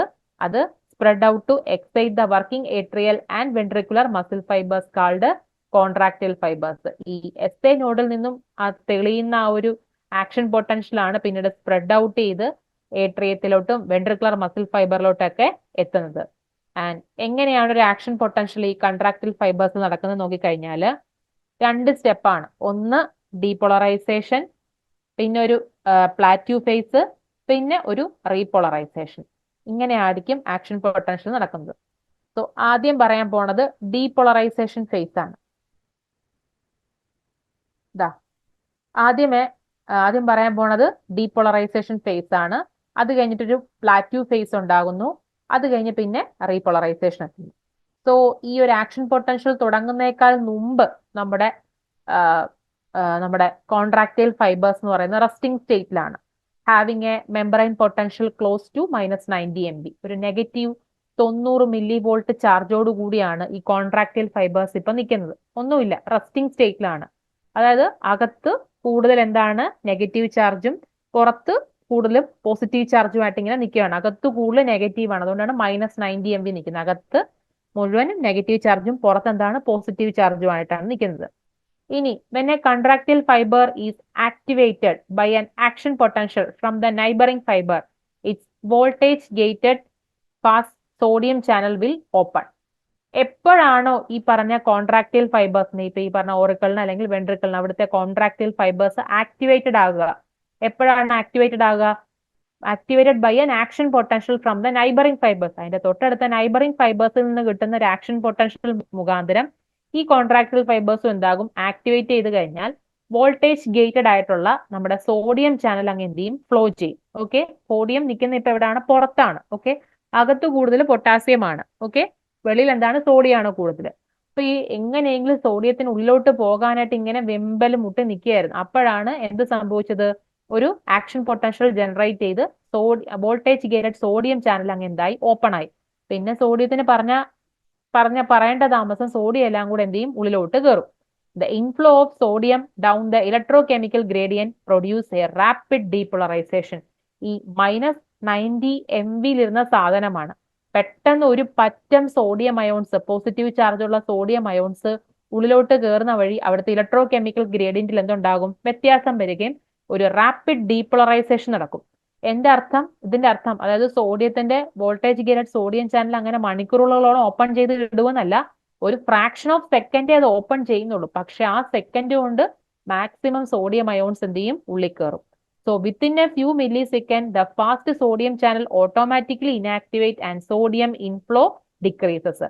നമ്മൾ വിചാരിക്കും ഡീപോളറൈസേഷൻ എന്ന് പറഞ്ഞാൽ മണിക്കൂറുകൾ ഉണ്ടെന്ന്. ഇല്ല, ഒരു ഫ്രാക്ഷൻ ഓഫ് സെക്കൻഡേ ഇത് എന്ത് ചെയ്യത്തുള്ളൂ? ഈ ഒരു voltage gated sodium channel open ആകത്തുള്ളൂ. ആ ഓപ്പൺ ആയ സമയം കൊണ്ട് ലക്ഷക്കണക്കിന് സോഡിയം അയോൺസ് എന്ത് ചെയ്യും? ഉള്ളിലോട്ട് കയറും. ആ ഒരു ഫ്രാക്ഷൻ ഓഫ് സെക്കൻഡ് കഴിഞ്ഞാൽ പെട്ടെന്ന് എന്ത് ചെയ്യും? ഈ ഡീപോളറൈസേഷൻ എന്താകും? തുടങ്ങും, ഇനാക്ടിവേറ്റ് ആകും. അതായത് വോൾട്ടേജ് ഗേറ്റഡ് സോഡിയം ചാനൽ എന്താകും? ക്ലോസ്ഡ് ആകും. അതുവഴി ആ കേറിയതിന്റെ മുമ്പ് ആ ഓപ്പൺ ചെയ്തിരുന്ന ആ ഒരു ഫ്രാക്ഷൻ ഓഫ് സെക്കൻഡ് സമയത്ത് കേറിയ അത്രയും സോഡിയത്തിന് ഇനി എന്ത് ചെയ്യത്തില്ല, അകത്തോട്ട് കയറാൻ പറ്റത്തില്ല. അങ്ങോട്ട് കയറുന്നതിന്റെ എണ്ണം എന്ത് ചെയ്യും, കുറയും. സോ നമുക്ക് പിക്ചറിൽ ഇവിടെ കാണാം. ആദ്യം എന്തായിരുന്നു, റെസ്റ്റിംഗ് മെംബ്രെയിൻ സ്റ്റേറ്റിൽ ഇരുന്നതാണ്, അതാ ഒരു -90 MV ഇരുന്നതാണ്. പെട്ടെന്നാണ് എന്ത് നടന്നത്, ഒരു സ്റ്റിമുലസിന്റെ ഹെൽപ്പോട് കൂടി ഒരു ആക്ഷൻ പൊട്ടൻഷ്യൽ ഭാഗമായിട്ട് നമ്മുടെ voltage gated sodium channel open ചെയ്ത് പെട്ടെന്ന് ഒരു റാപ്പിഡ് ആയിട്ടുള്ള എന്ത് സംഭവിച്ചു, ഡീപോളറൈസേഷൻ സംഭവിച്ചു. ഓക്കെ, ഇനി അടുത്തത് പ്ലാറ്റ്യൂ ഫേസ് ആണ്. അതായത് next face of an action potential in A contractile fibre is the plateau. അതായത് പീരിയഡ് ഓഫ് മെയിൻറ്റെയിൻഡ് ഡീപോളറൈസേഷൻ. അതായത് സോഡിയം ചാനൽ ആ ഫ്രാക്ഷൻ ഓഫ് സെക്കൻഡ് ഓപ്പൺ ചെയ്ത് എന്ത് ചെയ്തു, കഴിഞ്ഞു. അതൊരു പ്ലാറ്റ്യൂ സ്റ്റേജിലോട്ട് എത്തി. ഇനി നടക്കാൻ പോകുന്നത് പതിയെ അടുത്തൊരു വോൾട്ടേജ് ഗേറ്റഡ് ചാനൽ ഓപ്പൺ ആകും. അതേതാണെന്നറിയാവോ, കാൽഷ്യം ചാനലാണ്. അങ്ങനെ ആ ഫേസ് നമ്മൾ പ്ലാറ്റ്യൂ ഫേസ് എന്ന് വിളിക്കും. അപ്പം കാൽഷ്യം ചാനൽ ഓപ്പൺ ആയി കഴിഞ്ഞാൽ എന്ത് സംഭവിക്കും, കാൽഷ്യത്തിന്റെ അളവ് കൂടും അല്ലെ. So increased calcium concentration in the cytosol will ultimately triggers the contraction. നമുക്കറിയാം, ഈ കാൽഷ്യത്തിന്റെ കോൺസെൻട്രേഷൻ സെല്ലിലെ സൈറ്റോപ്ലാസ്റ്റിലും സൈറ്റോസോളിലും കൂടിക്കഴിഞ്ഞാൽ ഓട്ടോമാറ്റിക്കലി എന്ത് നടക്കും, നമ്മുടെ മസിൽ ഫൈബർ കൺട്രാക്ട് ചെയ്യും. So before the plateau phase begun, some of the potassium ions open allowing the potassium ions to leave the contractile fibre. ഇപ്പൊ ഈ പ്ലാറ്റ്യൂ ഫേസിന്റെ ഭാഗമായിട്ട് നമ്മുടെ voltage gated calcium channel open ആകുമെന്ന് പറഞ്ഞല്ലോ. അതിനൊരു കുറച്ച് സമയം മുമ്പ് തന്നെ പതിയെ പൊട്ടാസ്യം ചാനൽ ഓപ്പൺ ആവുന്നുണ്ട്. കാരണം ഇപ്പം സെല്ലിന്റെ അകത്തു മൊത്തം എന്താണ്, പോസിറ്റീവ് ചാർജുള്ള സോഡിയം വന്നിറങ്ങി ഇനി പൊട്ടാസ്യത്തിന് അവിടെ നിൽക്കാൻ പറ്റത്തില്ല. പതിയെ പൊട്ടാസ്യത്തിന് എന്ത് ചെയ്യണം, വെളിയിറങ്ങണം. അപ്പൊ പതിയെ പൊട്ടാസ്യം എന്ത് ചെയ്യുന്നുണ്ട്, വെള്ളോട്ട് വരാനുള്ള ശ്രമം നടത്തുന്നുണ്ട്. So therefore the depolarization is sustained during the plateau phase because calcium inflow just balances the potassium outflow. അതായത് ഈ ഡീപോളറൈസേഷൻ ഫേസ് എന്ന് പറയുന്നത് കുറച്ച് സമയത്തേക്ക് ആ പ്ലാറ്റ്യൂ ഫേസ് എന്ത് ചെയ്യുന്നുണ്ട്, സസ്റ്റെയിൻ ചെയ്ത് നിൽക്കുന്നുണ്ട്. കാരണം നമ്മുടെ പുറത്തേക്കുള്ള K+ ഔട്ട്ഫ്ലോ, അതായത് നമ്മൾ പറഞ്ഞു ഈ ഒരു പ്ലാറ്റ്യൂ ഫേസിൽ ചെറുതായിട്ട് K+ ചാനൽ ഓപ്പൺ ചെയ്ത് തുടങ്ങുമെന്ന് പറഞ്ഞു. അകത്തോട്ട് കാൽഷ്യം ഉള്ളിലോട്ട് കയറുന്ന ആ ഒരു സ്റ്റേജ് ആണ് രണ്ടാമത്തെ സ്റ്റേജ് ആയ പ്ലാറ്റ്യൂ ഫേസ്. മൂന്നാമത്തെ എന്ന് പറഞ്ഞാൽ ഇനി പൊട്ടാസ്യത്തിനകത്ത് നിൽക്കാൻ പറ്റത്തില്ല. കാരണം വെച്ചാൽ അത്രത്തോളം സ്ട്രെസ് ആയി. ഇനി പൊട്ടാസ്യം എങ്ങനെയെങ്കിലും വെള്ളോട്ട് വരണം. After A delayed additional voltage gated potassium channel എന്ത് ചെയ്യുന്നു, ഓപ്പൺ ചെയ്യുന്നു. അങ്ങനെ K* എന്ത് ചെയ്യുന്നു, വീണ്ടും എന്ത് ചെയ്യുന്നു, outflow of K* restore the negative resting membrane potential. ഇപ്പം നമുക്ക് പഴയ ഒരു ആക്ഷൻ പൊട്ടൻഷ്യലിന്റെ ഭാഗമായിട്ട് നെഗറ്റീവ് -90 MV ഇരുന്ന നമ്മുടെ എന്തായിരുന്നു, മെംബ്രെയിൻ പൊട്ടൻഷ്യൽ ആയിരുന്നു. പെട്ടെന്ന് എന്ത് ചെയ്യുന്നു, sodium voltage gated sodium channel open ആയ സ്ഥിതിക്ക് അകത്തോട്ട് കുറെ സോഡിയം അങ്ങ് ഉള്ളിൽ കയറിപ്പോയി. ഈ -90 MV എന്നൊക്കെ ഉള്ളത് എന്തായി, ഓൾമോസ്റ്റ് പോസിറ്റീവ് സൈഡിലോട്ട് എത്താൻ തുടങ്ങി. ഓക്കെ, ഇനി വീണ്ടും നമ്മുടെ മെംബ്രെയിൻ പൊട്ടൻഷ്യൽ എന്ത് ചെയ്യണം, പഴയ നെഗറ്റീവിലോട്ട് ആക്കണം. അതിന് വേണ്ടി എന്ത് ചെയ്യണം, അകത്തെ പോസിറ്റീവ് ചാർജ് എന്ത് ചെയ്യണം, ഇനി കുറയ്ക്കണം. അതിന് വേണ്ടി എന്ത് ചെയ്യണം, പൊട്ടാസ്യത്തിനെ വെള്ളോട്ടിടണം. സോ അതിന് വേണ്ടിയിട്ട് outflow of potassium will restore the negative resting membrane potential. ആ ഒരു നെഗറ്റീവ് ആയിട്ടുള്ള റെസ്റ്റിംഗ് മെംബ്രെയിൻ പൊട്ടൻഷ്യലിനെ വീണ്ടും റീസ്റ്റോർ ചെയ്യുന്നതിന്റെ ഭാഗമായിട്ട് പൊട്ടാസ്യം എന്ത് ചെയ്യണം, പുറത്തോട്ട് പോകണം. അറ്റ് ദ സെയിം ടൈം, അതേസമയം തന്നെ നമ്മുടെ പ്ലാറ്റ്യൂ ഫേസിൽ ഒരു voltage gated calcium channel open ആയിരുന്നു. And the calcium channel in the sarcolemma and sarcoplasmic reticulum are closing. Okay, ഇനി പൊട്ടാസ്യം പൂർണ്ണമായിട്ടും പുറത്തോട്ട് വരാൻ പോവാണ്. ആ സമയത്തേക്ക് ഇനി കാൽഷ്യം ചാനലിന്റെ ആവശ്യം വരുന്നില്ല. അവ എന്താകും, ക്ലോസ് ചെയ്യും. അതിനെയാണ് നമ്മൾ റീപോളറൈസേഷൻ എന്ന് വിളിക്കുന്നത്. അതായത് outward flow of calcium and the closing of voltage gated calcium channels in the sarcolemma and sarcoplasmic reticulum. അങ്ങനെ എന്ത് ചെയ്യുന്നു, in the muscle the refractory period is the time interval during the second contraction cannot be triggered. അതായത് ഒരു refractory period ഉണ്ട്. അതായത് രണ്ട് കൺട്രാക്ഷൻസിന് ഇടയിലുള്ളതാണ് ഈ refractory period എന്ന് പറയുന്നത്. ഇതാണ് റീപോളറൈസേഷൻ എന്നും പറയുന്നത്. ഇവിടെ ഫസ്റ്റ് എന്തുണ്ടാവുന്നു, റാപ്പിഡ് ആയിട്ടുള്ള -90 MV ഇരുന്ന സാധനം പെട്ടെന്ന് എന്ത് ചെയ്യുന്നു, മുകളോട്ട് പോകും. നമുക്കറിയാം നെഗറ്റീവ് ചാർജിന് കൂടുക, നെഗറ്റീവ് ചാർജ് എന്ത് ചെയ്യുന്നു, മാറുന്നു. അതാണ് റാപ്പിഡ് ഡീപോളറൈസേഷൻ ഉണ്ടായി സോഡിയം ഇൻഫ്ലോ ഉണ്ടാകുന്നു. രണ്ടാമത്തെ സ്റ്റേജിലെ പ്ലാറ്റ്യൂ ഫേസിൽ സോഡിയം ചാനൽ എന്താകുന്നു, ക്ലോസ് ചെയ്തിട്ട് പയ്യെ പൊട്ടാസ്യം ചാനൽ ഓപ്പൺ ആയി പൊട്ടാസ്യം പുറത്തോട്ടും വന്നു തുടങ്ങുന്നു. കാൽഷ്യം അതിന് പകരം എന്ത് ചെയ്യുന്നു, ഇൻഫ്ലോ ചെയ്തു തുടങ്ങുന്നു. മൂന്നാമത്തെ സ്റ്റേജിൽ കാൽഷ്യം ഫ്ലോയും നിലച്ച് പൂർണ്ണമായിട്ടും പൊട്ടാസ്യത്തിന്റെ ഫ്ലോ മാത്രം എന്ത് ചെയ്യുന്നു, ഔട്ട്വേർഡ് ആകുന്നു. And repolarization due to the closure of calcium channel and K+ outflow when additional voltage gated potassium channel എന്ത് ചെയ്യുന്നു, ഓപ്പൺ ആകുന്നു. So an action potential propagate through the heart and they generate an electric current and recording of this electrical signal is called ECG. ഇപ്പൊ നമ്മുടെ ഹാർട്ടിലൂടെ ഈ propagate ചെയ്ത action പൊട്ടൻഷ്യലൂടെ നമുക്കൊരു electric current കിട്ടുന്നു. അതിനെ നമുക്ക് ഒരു സിഗ്നൽ ആക്കി മാറ്റിയാണ് നമ്മൾ ECG ആക്കി മെഷർ ചെയ്യുന്നത്. And the apparatus used for taking ECG നമ്മൾ ഇലക്ട്രോ കാർഡിയോഗ്രാഫ് എന്ന് വിളിക്കുന്നു. ECGയിൽ നമുക്ക് പ്രധാനമായിട്ടും 5 വേവുകളാണ് ഉള്ളത്. P, QRS വേവ്, T, ഇങ്ങനെ PQRST, ഇത്രയാണ് നമുക്ക് അതിൽ കാണാൻ കഴിയുന്ന വേവുകൾ. ഓരോ വേവും ഓരോ എന്താണ് നമ്മൾ ഈ പറഞ്ഞ ആക്ഷൻ പൊട്ടൻഷ്യൽ ഓരോ ഏരിയാസിനെയാണ് സൂചിപ്പിക്കുന്നത്. ഫോർ എക്സാമ്പിൾ ഇപ്പം P വേവ് ആണെങ്കിൽ എന്തിനെ സൂചിപ്പിക്കുന്നു? Impulse transmission from the SO node over the atria and atrial depolarisation occur. ഇപ്പൊ P വേവ് ആയിട്ട് നമുക്ക് ECG വേവിൽ കാണാൻ കഴിയുന്നത് ഏട്രിയത്തിന്റെ ഡീപോളറൈസേഷൻ ആണ്. അതായത് impulse transmission starting from the SA node of the right atrium, that is denoted in the P wave of the ECG. ഇനി Qവും Rഉം Sഉം കൂടെ ചേർന്നിട്ടൊരു QRS complex ആണ്. അതും എന്തിനെ കാണിക്കുന്നു? റാപ്പിഡ് വെൻട്രിക്കുലർ ഡീപോളറൈസേഷൻ ആണ്. ആദ്യത്തത് ഏട്രിയൽ ഡീപോളറൈസേഷൻ ആണെങ്കിൽ QRS wave will represent the rapid ventricular depolarization as the action potential spread through the ventricular contractile fibers. അതായത് SA നോഡ് നിന്നും സ്റ്റാർട്ട് ചെയ്ത ആക്ഷൻ പൊട്ടൻഷ്യൽ ഇപ്പൊ വെൻട്രിക്കുലർ കോൺട്രാക്റ്റൈൽ ഫൈബേഴ്സിൽ എത്തി. അവിടെ നടന്ന വെൻട്രിക്കുലർ ഡീപോളറൈസേഷൻ ആണ് QRSലൂടെ കാണിക്കുന്നത്. And it begins as a downward deflection, continue as a large upright triangular wave and end as a downward curve. ഇനി അടുത്തതെന്ന് പറയുന്നത് എന്താ? ഈ QRS കഴിഞ്ഞ് അടുത്ത് വരാൻ പോണ എന്ത് വേവ് ആണ്? T വേവ് ആണ്. അതെന്തിനെ കാണിക്കുന്നു? ആദ്യത്തെ atrial depolarisation, QRS ventricular depolarisation and T wave represent ventricular repolarisation. ഇതെന്ന് പറയുന്ന ഒരു ഡോം ഷേപ്ഡ് അപ്വേർഡ് ഡിഫ്ലക്ഷൻ ആണ് T വേവ് ആയിട്ട് കാണുന്നത്. ഇതാണ് നമ്മുടെ ഏട്രിയൽ ഡീപോളറൈസേഷൻ ആയ P വേവ്. ഇതാണ് നമ്മുടെ QRS എന്ത് കോംപ്ലക്സ്. ഇതാണ് നമ്മുടെ T, അതായത് ventricular repolarisation. And it involves the measuring the time span between the wave which are called the intervals or segments. ഇപ്പൊ ഇത് ഓരോന്നിന്റെയും ടൈം ഇന്റർവെൽ ഇത്രയാണ്. ഓക്കെ, അതിൽ വേരിയേഷൻ വരുമ്പോഴാണ് നമ്മൾ പറയുന്നത് ആ ഇന്റർവെൽ അല്ലെങ്കിൽ ആ സെഗ്മെന്റ് ഓരോ ഈ പറഞ്ഞ ഓരോ PQRS ഈ വേവുകൾക്കിടയിലുള്ള ഒരു ടൈം ഗ്യാപ്പ് ആണ് ഇന്റർവെൽ അല്ലെങ്കിൽ സെഗ്മെന്റ് എന്ന് പറയുന്നത്. അതിൽ വേരിയേഷൻ വരും. അതാണ് നമുക്ക് എന്തെങ്കിലും അസുഖത്തെ ആയിരിക്കും സൂചിപ്പിക്കുന്നത്. അതാണ് നമ്മൾ മെഷർ ചെയ്യുന്നത് ECGയിൽ. So PQ interval. It is the time from the beginning of the P wave to the beginning of QRS complex. അതായത് നമ്മളിപ്പോ ഇന്റർവെൽ അല്ലെങ്കിൽ സെഗ്മെന്റ് എന്ന് പറഞ്ഞില്ല. അതായത് PQ ഇന്റർവെൽ എന്ന് പറഞ്ഞാൽ P വേവിന്റെ, അതായത് it is the time from the beginning of P wave, അതായത് P വേവ് എപ്പോഴാണോ സ്റ്റാർട്ട് ചെയ്ത് തുടങ്ങുന്നത് തൊട്ട് to the beginning of QRS complex, അതിനെയാണ് PQ ഇന്റർവെൽ എന്ന് പറയുന്നത്. P വേവിന്റെ സ്റ്റാർട്ടിങ് ആൻഡ് തൊട്ട് QRS കോംപ്ലക്സിന്റെ ബിഗിനിങ് വരെ ആ ഒരു പീരീഡ് ആണ്.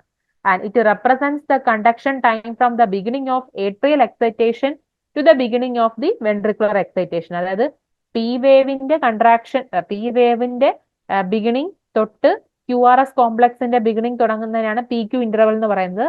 അത് നമ്മൾ എന്തിനെ കാണിക്കുന്നു? Atrial excitation to the beginning of ventricular excitation. Atrial ഈ P വേവിന്റെ ബിഗിനിങ് എന്ന് പറയുന്ന ഏട്രിയൽ എക്സൈറ്റേഷനും QRS കോംപ്ലക്സിന്റെ ബിഗിനിങ് എന്ന് പറഞ്ഞാൽ വെൻട്രിക്കുലർ എക്സൈറ്റേഷനും ഇടയിലുള്ള ടൈം ഗ്യാപ്പ് ആണ് PQ interval. Or the PQ interval is the time required for the action potential to travel through the atria, AV node and the remaining fibres of the conduction system. ഒന്നെങ്കിൽ നമുക്ക് പറയാം atrial എക്സൈറ്റേഷന്റെയും ventricular എക്സൈറ്റേഷന്റെയും ഇടയ്ക്കുള്ള time gap ആണ് PQ interval എന്ന് പറയാം. അല്ലെങ്കിൽ വേറൊരു വാക്കി പറയുകയാണെങ്കിൽ it is the time required for the action potential to travel through the atria, അവിടുന്ന് പിന്നെ അത് SA node, AV node and remaining ഫൈബേഴ്സിലോട്ട് പോകുന്നു. അതിനാണ് PQ ഇന്റർവെൽ എന്ന് വിളിക്കുന്നത്. ആൻഡ് ഈ പറഞ്ഞ PQ ഇന്റർവെൽ, അതായത് P വേവിന്റെ തുടക്കവും QRS കോംപ്ലക്സിന്റെ തുടക്കവും ആ ഇടയിലുള്ള സ്പേസ് ആണ് PQ ഇന്റർവെൽ. അത് ഈ പറഞ്ഞ ഈ ഇന്റർവെലിന്റെ ടൈം ലെങ്തൻ ആകാം in disorder such as coronary artery disease and rheumatic fever. അടുത്തത് QRS കഴിഞ്ഞ ഒരു ST സെഗ്മെന്റ് ഉണ്ട്. അതെന്ന് പറയുന്നത് S വേവിന്റെ തുടക്കവും T വേവിന്റെ beginning at the end of the S wave, അതായത് S വേവിന്റെ അവസാനവും T വേവ് അവസാനിക്കുന്നതും തമ്മിലുള്ളതാണ് ST സെഗ്മെന്റ് എന്ന് പറയുന്നത്. It represents the time when the ventricular contractile fibres are depolarised during the plateau phase of the action potential. ST segment എന്തിനെ കാണിക്കുന്നു? The ventricular contractile fibres എപ്പോഴാണോ നമ്മുടെ പ്ലാറ്റ്യൂ ഫേസിൽ എന്ത് ചെയ്യുന്നത്, ഡീപോളറൈസേഷൻ സ്റ്റാർട്ട് ചെയ്യുന്ന ടൈം, അതാണ് ST സെഗ്മെന്റ് എന്ന് പറയുന്നത്. ഈ പറഞ്ഞ ST സെഗ്മെന്റും എലവേറ്റഡ് ആകാം, നോർമൽ ടൈമിൽ നിന്നും എലവേറ്റഡ് ആകാം during acute myocardial infarction and depressed when the heart muscle receive insufficient oxygen. ഹാർട്ടിന് കിട്ടുന്ന ബ്ലഡിൽ ഇൻസഫിഷ്യന്റ് ആയിട്ടുള്ള ഓക്സിജൻ കണ്ടന്റ് ആണെങ്കിലും അല്ലെങ്കിൽ അക്യൂട്ട് മയോകാർഡിയൽ ഇൻഫ്രാക്ഷൻ ഉള്ള ആളിലും ഈ ST സെഗ്മെന്റ് എലവേറ്റഡ് ആകും. എന്താണ് ST എന്ന് പറഞ്ഞാൽ? എസ് വേവിന്റെ അവസാനം ആൻഡ് T വേവിന്റെ ends at the beginning of the T wave. അടുത്ത QT ഇന്റർവെൽ. ഇതെന്ന് പറയുന്നത് end from the start of the QRS complex to the end of T wave ആണ്. അല്ലെങ്കിൽ നമുക്ക് പറയാം it is the time from the beginning of ventricular depolarization to the end of ventricular repolarization. ഇതും lengthen ചെയ്യുന്ന സമയങ്ങൾ myocardial damage, myocardial ischaemia and conduction abnormality. ഇപ്പൊ ഈ പറഞ്ഞ SI നോഡിൽ നിന്ന് AV നോഡിലോട്ടും പിന്നെ ബണ്ടിൽ ഓഫ് ഹിസം പെർക്കിൻജി ഫൈബറിലോട്ടുള്ള ആ കണ്ടക്ഷൻ അബ്നോർമാലിറ്റി മൂലമോ ബ്ലഡ് ഫ്ലോ കുറയുന്നത് കൊണ്ടും ഉണ്ടാകുന്ന മയോകാർഡിയൽ ഇസ്കീമിയ കൊണ്ടോ അല്ലെങ്കിൽ മയോകാർഡിയത്തിനുണ്ടാകുന്ന ഡാമേജ് ഒക്കെ ഈ പറഞ്ഞ QT ഇന്റർവെലിനെ പ്രൊലോങ് ചെയ്യിപ്പിക്കാം. QT എന്ന് പറഞ്ഞാൽ വെൻട്രിക്കുലർ ഡീപോളറൈസേഷന്റെ തുടക്കവും വെൻട്രിക്കുലർ റീപോളറൈസേഷന്റെ ഒടുക്കവുമാണ്. ഇനി അബ്നോർമാലിറ്റീസ് ഓഫ് ECG നോക്കിക്കഴിഞ്ഞാൽ ലാർജർ P വേവ്, അതായത് ഏട്രിയൽ ഡീപോളറൈസേഷനെ ഡിനോട്ട് ചെയ്യുന്ന P വേവ് ലാർജർ ആണെങ്കിൽ അതിന്റെ അർത്ഥം എൻലാർജ്മെന്റ് ഓഫ് ഏട്രിയം ആണ്. എൻലാർജ്ഡ് Q വേവ് എന്തിനെ സൂചിപ്പിക്കുന്നു? മയോകാർഡിയൽ ഇൻഫ്രാക്ഷനെ സൂചിപ്പിക്കുന്നു. എൻലാർജ്ഡ് R വേവ് എന്തിനെ സൂചിപ്പിക്കുന്നു? Enlarged ventricle. ഇനി T വേവ് എപ്പോഴും ഇങ്ങനെ സ്റ്റീപ്പ് ആയിരിക്കും. ഫ്ലാറ്റർ ആയിട്ടുള്ള T വേവ് സൂചിപ്പിക്കുന്നത് insufficient oxygen in the heart muscle അഥവാ ആർട്ടറി ഡിസീസ് ആണ്. T വേവ് എലവേറ്റ് ആയിട്ട് നിന്നാൽ അതിന്റെ അർത്ഥം ഹൈപ്പർ കലീമിയ ആണ്, അതായത് ബ്ലഡിലെ പൊട്ടാസ്യം ലെവല് കൂടുന്നു എന്നുള്ളതാണ് സൂചിപ്പിക്കുന്നത്. ഒന്ന് ഇമ്പോർട്ടന്റ് ആണ്, ഓർത്തിരിക്കുക ഓരോന്നും.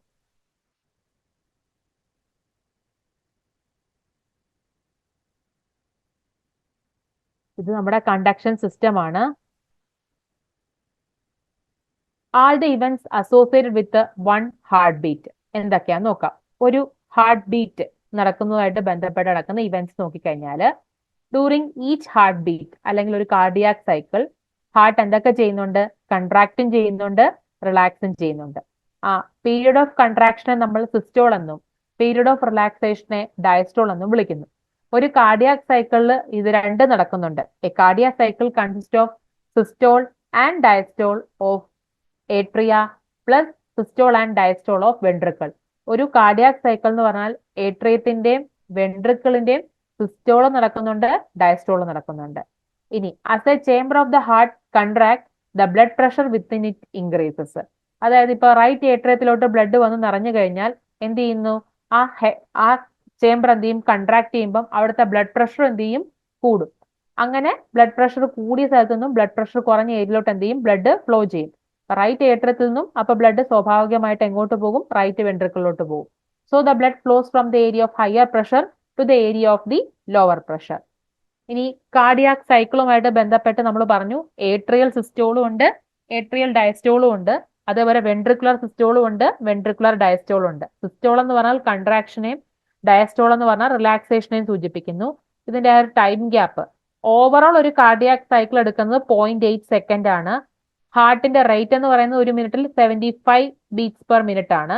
ഈ 0.8 സെക്കൻഡ് എന്ന് പറയുന്നത് ഓരോന്നിനും എടുക്കുന്ന സമയം, അതായത് ഏട്രിയൽ സിസ്റ്റോളിന് എടുക്കുന്ന സമയം 0.1ഉം ഏട്രിയൽ ഡയസ്റ്റോളിന് എടുക്കുന്ന സമയം 0.7ഉം ആണ്. അതേപോലെ തന്നെ വെൻട്രിക്കുലർ സിസ്റ്റോളിന് എടുക്കുന്ന സമയം 0.3ഉം ആൻഡ് വെൻട്രിക്കുലർ ഡയസ്റ്റോളിന് എടുക്കുന്ന സമയം 0.5 ആണ്. അങ്ങനെയാണ് 0.8 സെക്കൻഡ് വരുന്നത്. ആദ്യത്തേത് പറയുന്നത് ഏട്രിയൽ സിസ്റ്റോൾ. ആദ്യം കാർഡിയാക് സൈക്കിളുമായിട്ട് നടക്കുന്ന ആദ്യത്തെ പരിപാടി എന്താണ്? ഏട്രിയത്തിനുണ്ടാകുന്ന കൺട്രാക്ഷൻ അഥവാ സിസ്റ്റോൾ ആണ്. So during the atrial systole which last about 0.1 second, ഏകദേശം 0.1 സെക്കൻഡ് ആണ് എന്ത് നിൽക്കുന്നത്? ഏട്രിയൽ സിസ്റ്റോൾ നടക്കുന്നത്, അതായത് ഏട്രിയ കൺട്രാക്ട് ചെയ്യുന്നത്. ആ സമയം വെൻട്രിക്കിൾസ് എന്തായിരിക്കും? റിലാക്സ്ഡ് ആയിരിക്കും. ഏട്രിയ സിസ്റ്റോൾ ചെയ്യുന്ന സമയത്ത് വെൻട്രിക്കിൾസ് റിലാക്സ്ഡ് ആയിരിക്കും. ഈ കൺട്രാക്ട് ചെയ്യുന്ന സമയത്ത് നമ്മൾ ഏട്രിയൽ സിസ്റ്റോൾ എന്ന് വിളിക്കുന്നു. 0.1 സെക്കൻഡ് ആണ് അതിന്റെ കാലാവധി. And the depolarisation of the SA node causes the atrial depolarisation. അതായത് ഈ ഏട്രിയത്തിലെ റൈറ്റ് ഏട്രിയത്തിൽ കാണപ്പെടുന്ന SA നോഡിനുണ്ടാകുന്ന ഡീപോളറൈസേഷൻ ആണ് ഈ എന്തിനു കാരണമാണ്? ഏട്രിയൽ ഡീപോളറൈസേഷൻ ആയിട്ട് കാണുകയും ECGയിൽ നമുക്കത് P വേവ് ആയിട്ട് മാർക്ക് ചെയ്യാൻ പറ്റുന്നത്.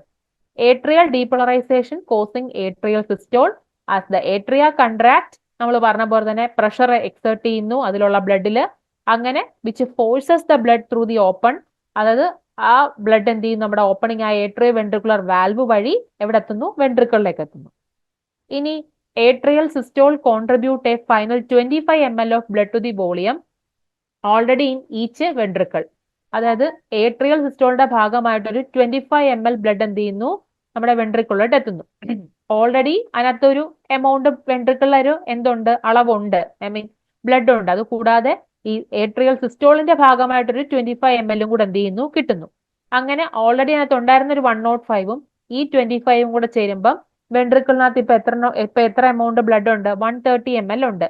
At the end of its relaxation period, അതായത് ഏട്രിയൽ സിസ്റ്റോള് കഴിഞ്ഞു, ഇനി അടുത്ത് എന്ത് ചെയ്യാൻ പോവാണ്, റിലാക്സ് ചെയ്യാൻ പോലെ അല്ലെങ്കിൽ ഡയസ്റ്റോൾ ചെയ്യാൻ പോവാണ്. ഓക്കെ, ആ സമയത്ത് വെൻട്രിക്കിളിനകത്ത് ഉണ്ടാകുന്ന ബ്ലഡ് വോളിയത്തിനെ നമ്മൾ എന്ത് വിളിക്കും, എൻഡ് ഡയസ്റ്റോളിക് വോളിയം എന്ന് വിളിക്കും. മാറിപ്പോരുത്. ഏട്രിയ സിസ്റ്റോൾ നടത്തി അല്ലെങ്കിൽ കൺട്രാക്ഷൻ ചെയ്തതിന്റെ ഭാഗമായിട്ട് ഏട്രിയത്തിൽ നിന്ന് ഒരു 25 ml ബ്ലഡ് എങ്ങോട്ട് പോയി, വെൻട്രിക്കിളിലോട്ട് പോയി. വെൻട്രിക്കിൾ ഓൾറെഡി വോളിയം ഫിൽഡ് ആണ്, ഒരു 105 ml അതിനകത്ത് ബ്ലഡ് ഉണ്ടായിരുന്നു. അതിന്റെ കൂടെ സിസ്റ്റോളിൽ നിന്ന് കിട്ടിയ 25 ml കൂടെ ചേർത്തിട്ട് ഒരു 135 ml ആയിട്ട് നിൽക്കുകയാണ്.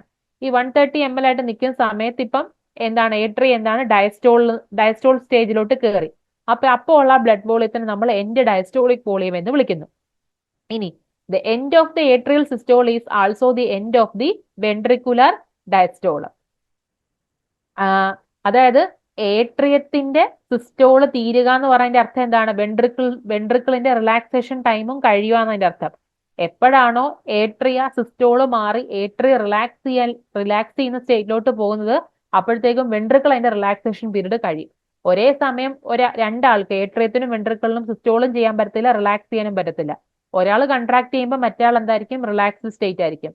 ഇവിടെ ഫസ്റ്റ് സ്റ്റേജിൽ ഏട്രിയ സിസ്റ്റോൾ നടന്നുകൊണ്ടിരുന്ന സമയത്ത് വെൻട്രിക്കിൾസ് എന്തായിരുന്നു, റിലാക്സ്ഡ് സ്റ്റേജിലായിരുന്നു.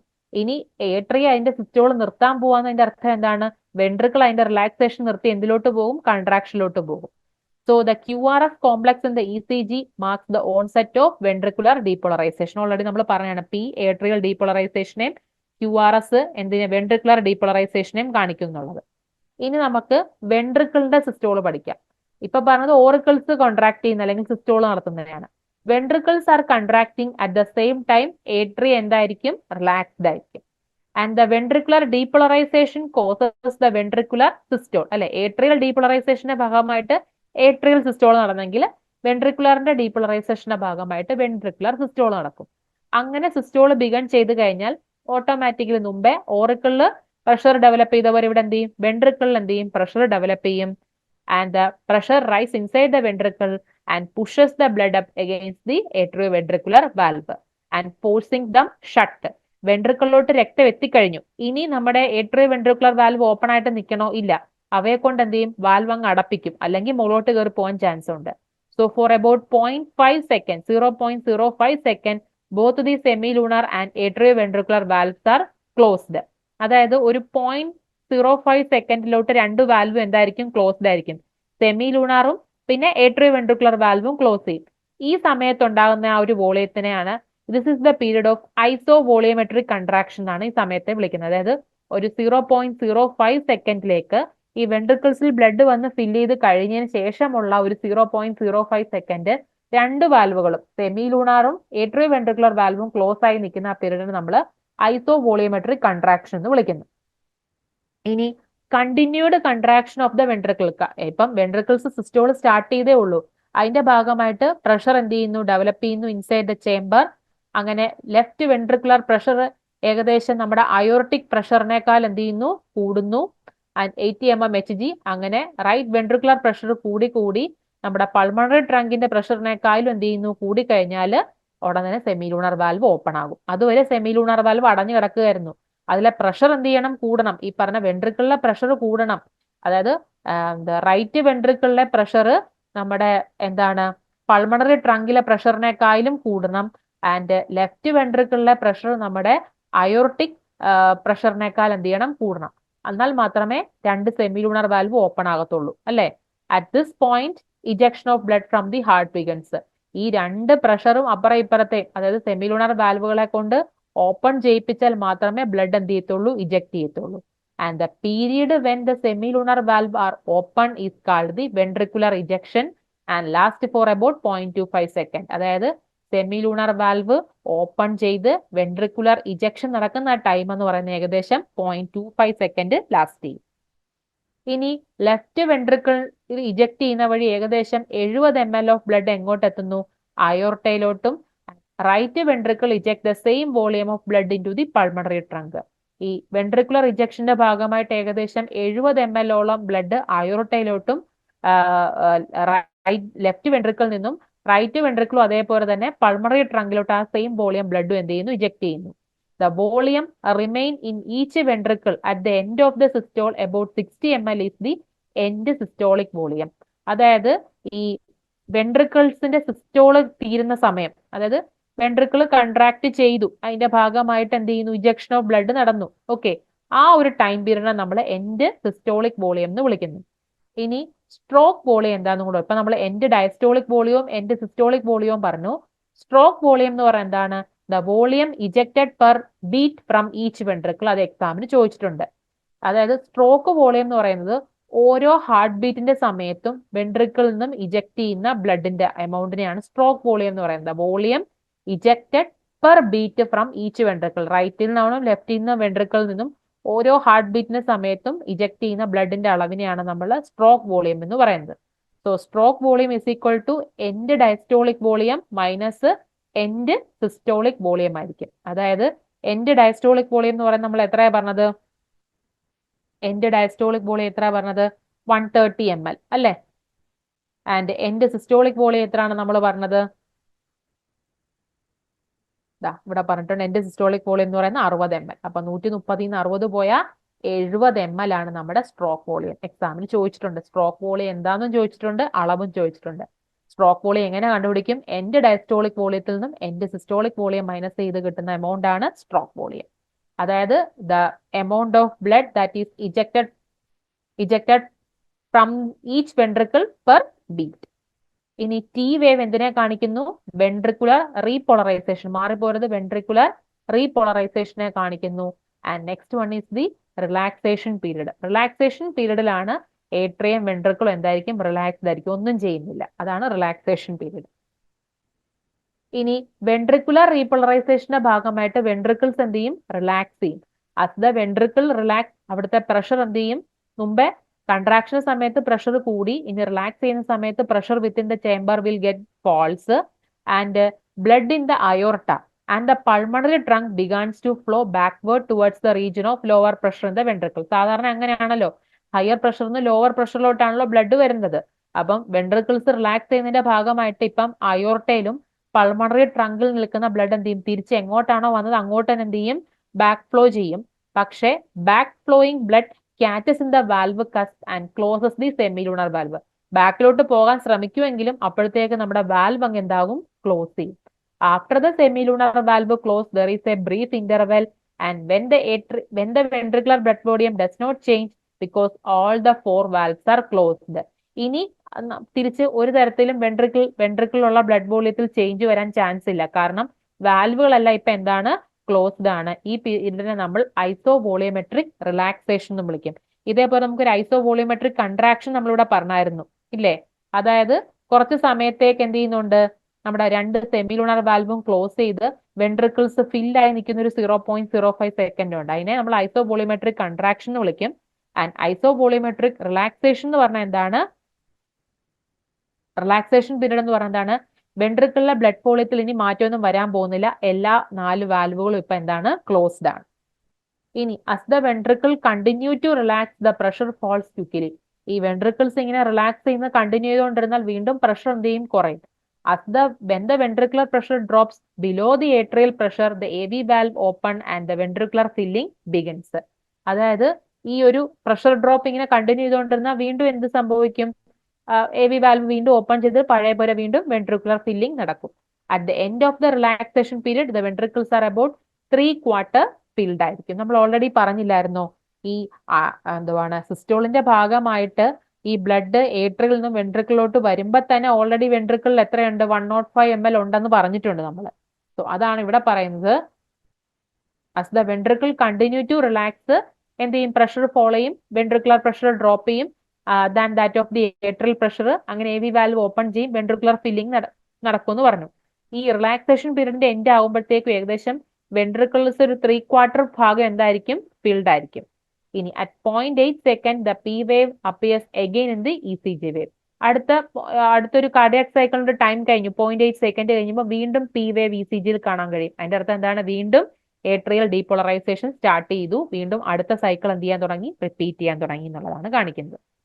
ഇതാ നമ്മളിപ്പോ പറഞ്ഞ സ്റ്റേജസ്. ആദ്യമേ ഏട്രിയ കൺട്രാക്ട് ചെയ്യുന്നു, പിന്നെ വെൻട്രിക്കിൾസ് കൺട്രാക്ട് ചെയ്യുന്നു, പിന്നെ ലാസ്റ്റ് സ്റ്റേജിൽ ഏട്രിയം വെൻട്രിക്കിളും എല്ലാം റിലാക്സ് ചെയ്ത് നിൽക്കുന്ന സമയങ്ങൾ. ഏട്രിയൽ സിസ്റ്റോൾ ഉണ്ട്, ആ സമയത്ത് എന്തായിരിക്കും? വെൻട്രിക്കിൾ എന്തായിരിക്കും? ഡയസ്റ്റോൾ പീരീഡിലായിരിക്കും. പിന്നെ വെൻട്രിക്കിൾ ഡയസ്റ്റോൾ ചെയ്യുന്ന സമയത്ത് എന്തായിരിക്കും? ഏട്രിയ എന്തായിരിക്കും? സിസ്റ്റോൾ പീരീഡിലായിരിക്കും. അടുത്തത് ഹാർട്ടിന്റെ സൗണ്ട് ആണ്. The sound of heartbeat comes primarily from the blood turbulence caused by the closing of the heart valve. നമ്മളിപ്പോ പറഞ്ഞു രക്തം കയറി ഇറങ്ങുന്ന അനുസരിച്ചിട്ട് ഈ വാൽവുകൾ എന്ത് ചെയ്യുന്നുണ്ട്? ക്ലോസ് ചെയ്യുകയും ഓപ്പൺ ചെയ്യുകയും ചെയ്യുന്നുണ്ട്. ഈ വാൽവുകളുടെ ഓപ്പണിംഗ് ആൻഡ് ക്ലോസിംഗ് സൗണ്ട് ആണ് നമുക്ക് ഈ ഹാർട്ട് ബീറ്റ് ആയിട്ട് കേൾക്കാൻ സാധിക്കുന്നത്. So smoothly flowing blood is silent. During each cardiac cycle there are 4 heart sound. But in a normal heart, only the first and second heart sound are loud enough to be heard through a stethoscope. Actually ഒരു cardiac സൈക്കിളിന്റെ സമയത്ത് 4 heart sound produce ചെയ്യുന്നുണ്ട്. പക്ഷെ ആദ്യത്തെ first and second heart sound മാത്രമേ louder ആയുള്ളതുകൊണ്ട് നമുക്കത് സ്റ്റെതസ്കോപ്പിലൂടെ കേൾക്കാൻ സാധിക്കുന്നത്. അതിലെ ഫസ്റ്റ് സൗണ്ട് നമുക്ക് S1 എന്ന് പറയാം. അതിനെ നമുക്ക് ലബ് എന്നാണ് നമ്മൾ പറയുന്നത്.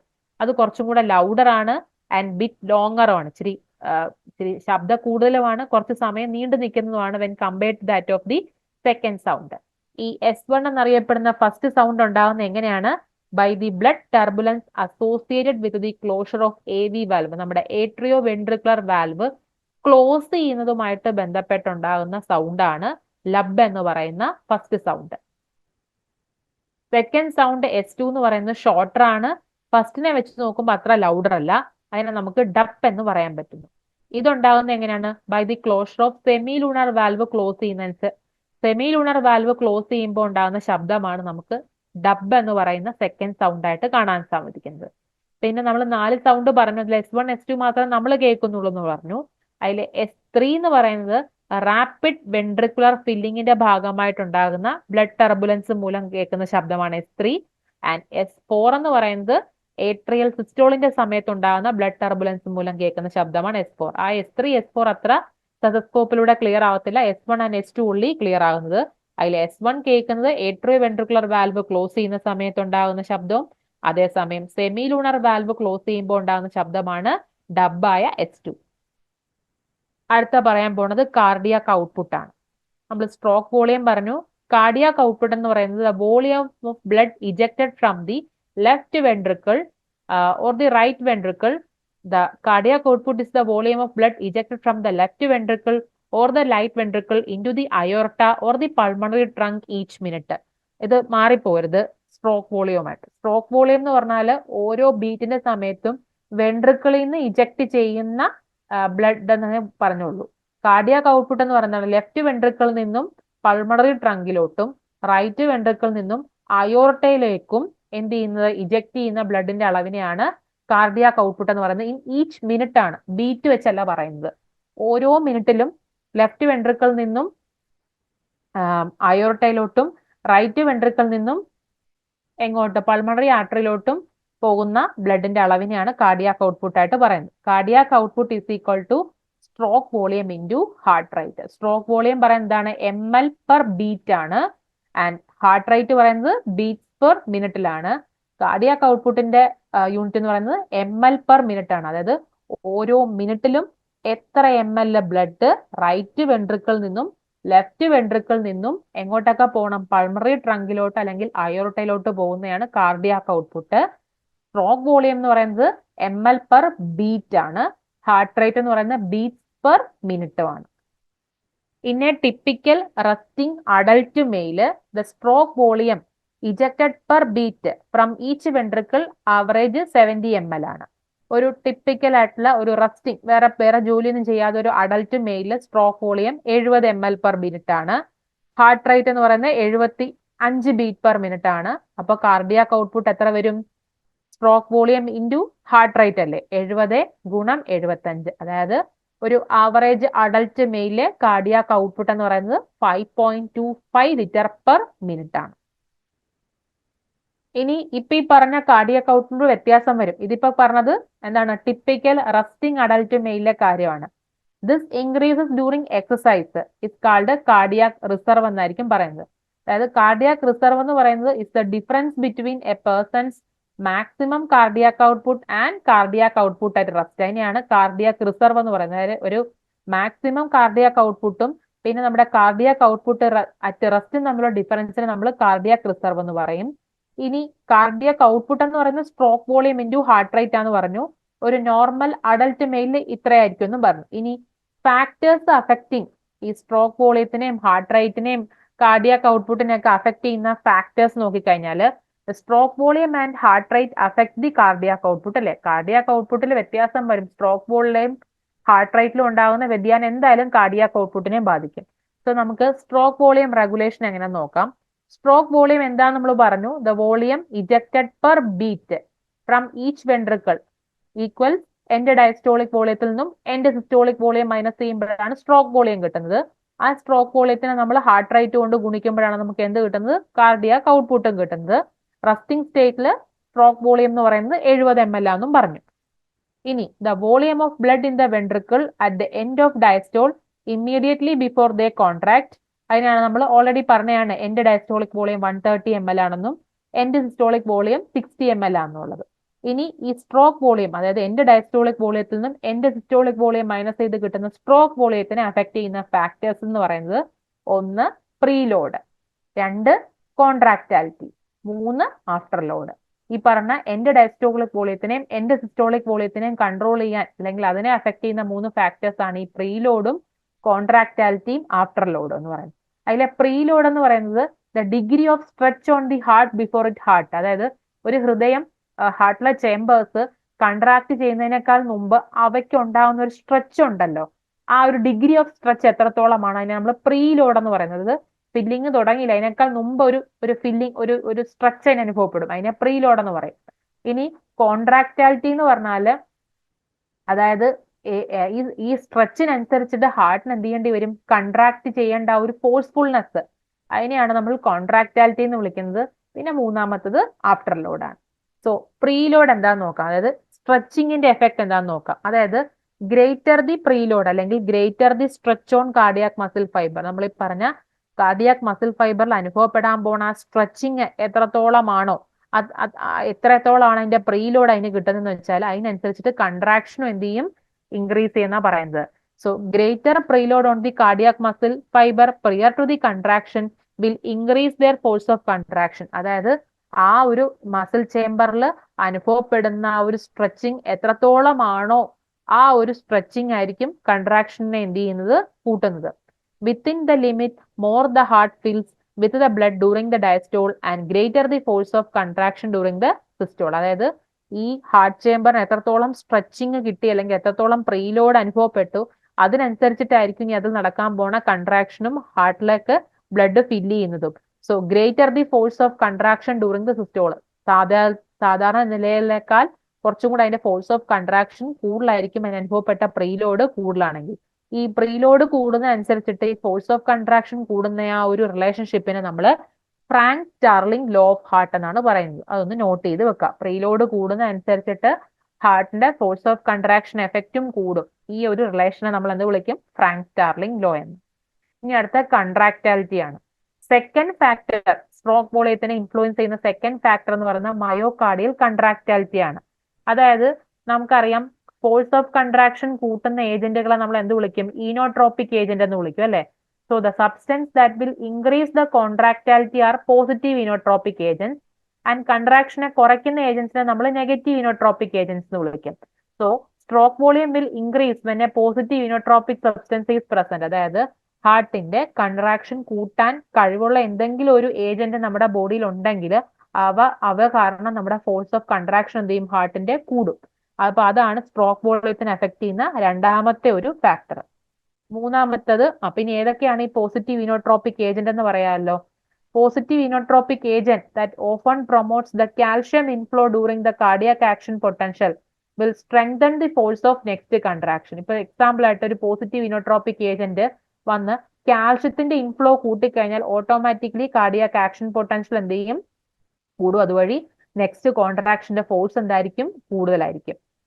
ഇനി അതുകൂടാതെ ഉള്ള അടുത്തൊരു പോസിറ്റീവ് ഇനോട്രോപിക് ഏജന്റ് ആണ് ഹോർമോണുകളായ എപ്പിനെഫ്രിൻ, നോർ എപ്പിനെഫ്രിൻ, പിന്നെ ഡിജിറ്റാലിസ് ഡ്രഗ്. ഇതൊക്കെ പോസിറ്റീവ് ഇനോട്രോപിക് ഏജന്റ് ആണ് that will increase the force of contraction and thereby increasing the stroke volume. ഇനി നെഗറ്റീവ് ഇനോട്രോപിക് ഏജന്റ്സ് ആണ് കാൽഷ്യം ചാനൽ ബ്ലോക്കേഴ്സ്. കാൽഷ്യത്തിന്റെ പ്രൊമോട്ടേഴ്സ് അല്ല, calcium channel blockers. മൂന്നാമത്തത് afterload ആണ്. അപ്പൊ പ്രീലോഡ് ഒരു ഫാക്ടറാണ്, പിന്നെ കൺട്രാക്ടാലിറ്റി ഒരു ഫാക്ടറാണ്, സ്ട്രോക്ക് വോളിയത്തിനെ എഫക്ട് ചെയ്യുന്നു. അടുത്തത് ആഫ്റ്റർ ലോഡ് ആണ്. ആഫ്റ്റർ ലോഡ് എന്ന് പറയുന്നത് is the pressure in the wall of the left ventricle during the ejection. അതായത് ലെഫ്റ്റ് വെൻട്രിക്കിളിൽ അനുഭവപ്പെടുന്ന പ്രഷർ. ഓക്കെ, അതിനെയാണ് നമ്മൾ ആഫ്റ്റർ ലോഡ് എന്ന് പറയുന്നത്. അതായത് പ്യൂരിഫിക്കേഷൻ ഒക്കെ കഴിഞ്ഞ് പൾമണറി വെയിൻ വഴി ലെഫ്റ്റ് ഏട്രിയത്തിൽ നിന്നും ലെഫ്റ്റ് വെൻട്രിക്കിളിലേക്ക് എത്തുന്ന ബ്ലഡിന് അനുഭവപ്പെടുന്ന ആ ഒരു പ്രഷർ.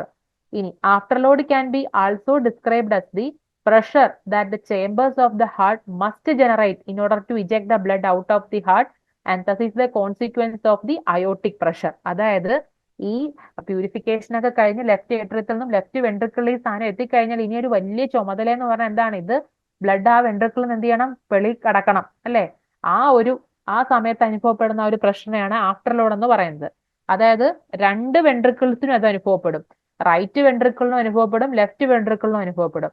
റൈറ്റ് വെൻട്രിക്കിളിന് എങ്ങനെയെങ്കിലും ഇനി ബ്ലഡിനെ നമ്മുടെ പൾമണറി ആർട്ടറിയിലോട്ട് എത്തിക്കാനായിട്ട് ഉള്ള ശ്രമവും, ഇനി ലെഫ്റ്റ് വെൻട്രിക്കിളിനാകട്ടെ നമ്മുടെ അയോർട്ടയിലോട്ട് എത്തിക്കാനുള്ള ശ്രമവും നടത്തണം. അപ്പൊ ആ സമയത്ത് അനുഭവപ്പെടുന്ന ഒരു പ്രഷറാണ് ഈ ആഫ്റ്റർ ലോഡായിട്ട് നമ്മൾ പറയുന്നത്. ലെഫ്റ്റ് വെൻട്രിക്കിളിനും ഉണ്ട്, അതേപോലെ തന്നെ മെറ്റൈനും ഉണ്ട്, റൈറ്റ് വെൻട്രിക്കിളിനും ഉണ്ട്. ലെഫ്റ്റ് വെൻട്രിക്കിൾ അനുഭവപ്പെടുന്നതിന് അയോർട്ടിക് പ്രഷർ എന്നും ആൻഡ് പൾമണറി പ്രഷർ അല്ലെങ്കിൽ പൾമണറി ആർട്ടറി പ്രഷർ എന്ന് പറയും ഏതിന്, റൈറ്റ് വെൻട്രിക്കിളിനുള്ളതിന്. So an increase in the afterload, ഇപ്പൊ ഈ പറഞ്ഞ രണ്ട് പ്രഷറും അയോർട്ടയിലോട്ട് വിടാനുള്ളതും പൾമണറി ആർട്ടറിയിലോട്ട് കൊടുക്കാനുള്ളതിൻ്റെമായിട്ട് ബന്ധപ്പെട്ടുണ്ടാകുന്ന ആ ഒരു പ്രഷറും എന്തുണ്ടാകും, ആഫ്റ്റർ ലോഡ് കൂട്ടും. Causes the stroke volume to decrease. അതായത് പ്രീലോഡ് കൂടുന്നതനുസരിച്ചിട്ടും കൺട്രാക്ടാലിറ്റി കൂടുന്നതനുസരിച്ചിട്ടും സ്ട്രോക്ക് വോളിയം കൂടി. അതേസമയം ആഫ്റ്റർ ലോഡ് കൂടിയാൽ എന്ത് സംഭവിക്കും, സ്ട്രോക്ക് വോളിയം കുറയുമായിരിക്കും ചെയ്യുന്നത്. അതായത് so that more blood remains in the ventricle at the end of the systole. അതായത് ഈ ആഫ്റ്റർ ലോഡ്, അതായത് ഈ പറഞ്ഞ പൾമണറി പ്രഷർ അല്ലെങ്കിൽ അയോർട്ടിക് പ്രഷർ കൂടിക്കഴിഞ്ഞാൽ ആഫ്റ്റർ ലോഡ് കൂടും. ആഫ്റ്റർ ലോഡ് കൂടിക്കഴിഞ്ഞാൽ സ്ട്രോക്ക് വോളിയം കുറയും. അതായത് എന്താണ് സ്ട്രോക്ക് വോളിയം എന്ന് പറയുന്നത്, ഓരോ ബീറ്റിന്റെ സമയത്തും വെൻട്രിക്കിളിൽ നിന്ന് ഇജക്ട് ചെയ്യുന്ന ബ്ലഡിന്റെ അളവല്ലേ. പക്ഷെ ആഫ്റ്റർ ലോഡ് കൂടിയാൽ എന്ത് സംഭവിക്കും, വെൻട്രിക്കിളിൽ നിന്നും ഇജക്ട് ചെയ്യുന്ന ബ്ലഡിന്റെ അളവ് കുറവായിരിക്കും. അതായത് വെൻട്രിക്കിളിൽ കൂടുതൽ ബ്ലഡ് എന്ത് ചെയ്യും, നിലനിൽക്കും. ഇജക്ഷന്റെ അളവ് കുറഞ്ഞാൽ അതിന്റെ അർത്ഥം എന്താണ്, വെൻട്രിക്കിൾസിൽ നിന്നുള്ള ബ്ലഡ് ഫ്ലോ എന്ത് ചെയ്തു, കുറഞ്ഞു എന്നുള്ളത്. ബ്ലഡ് താഴോട്ട് പോയത് കുറഞ്ഞു, അടുത്ത ഏരിയയിലോട്ട് ബ്ലഡ് ഇജക്ട് ചെയ്യുന്നതിന്റെ അളവ്. അതായത് ആഫ്റ്റർ ലോഡ് കൂടി നിൽക്കുന്നതുകൊണ്ടാണ് അങ്ങനെ സംഭവിച്ചത്. ആഫ്റ്റർ ലോഡ് കുറഞ്ഞിരുന്നെങ്കിൽ കുഴപ്പമില്ല. ആഫ്റ്റർ ലോഡ് കൂടിയതിന്റെ ഭാഗമായിട്ട് ഇപ്പം റൈറ്റ് വെൻട്രിക്കിളിൽ നിന്ന് 10 ml പോകേണ്ടത് 5 ml പോയുള്ളൂ. ലെഫ്റ്റ് വെൻട്രിക്കിളിൽ നിന്ന് 20 ml പോകേണ്ടത് 15 ml പോയുള്ളൂ. അപ്പം ആ ഒരു അഡീഷണൽ പോകാത്ത ആ ഒരു എമൗണ്ട് ബ്ലഡ് എന്ത് ചെയ്യും, വെൻട്രിക്കിൾ കെട്ടി നിൽക്കുകയാണ്. ഇനി എന്തൊക്കെ കാര്യങ്ങൾ കൊണ്ട് ഇങ്ങനെ ഈ ഒരു പറഞ്ഞ ആഫ്റ്റർ ലോഡ് കൂടാം. ഹൈപ്പർ ടെൻഷൻ അതൊരു ഭാഗമാണ്, ബ്ലഡ് പ്രഷർ കൂടി നിൽക്കുന്നത്.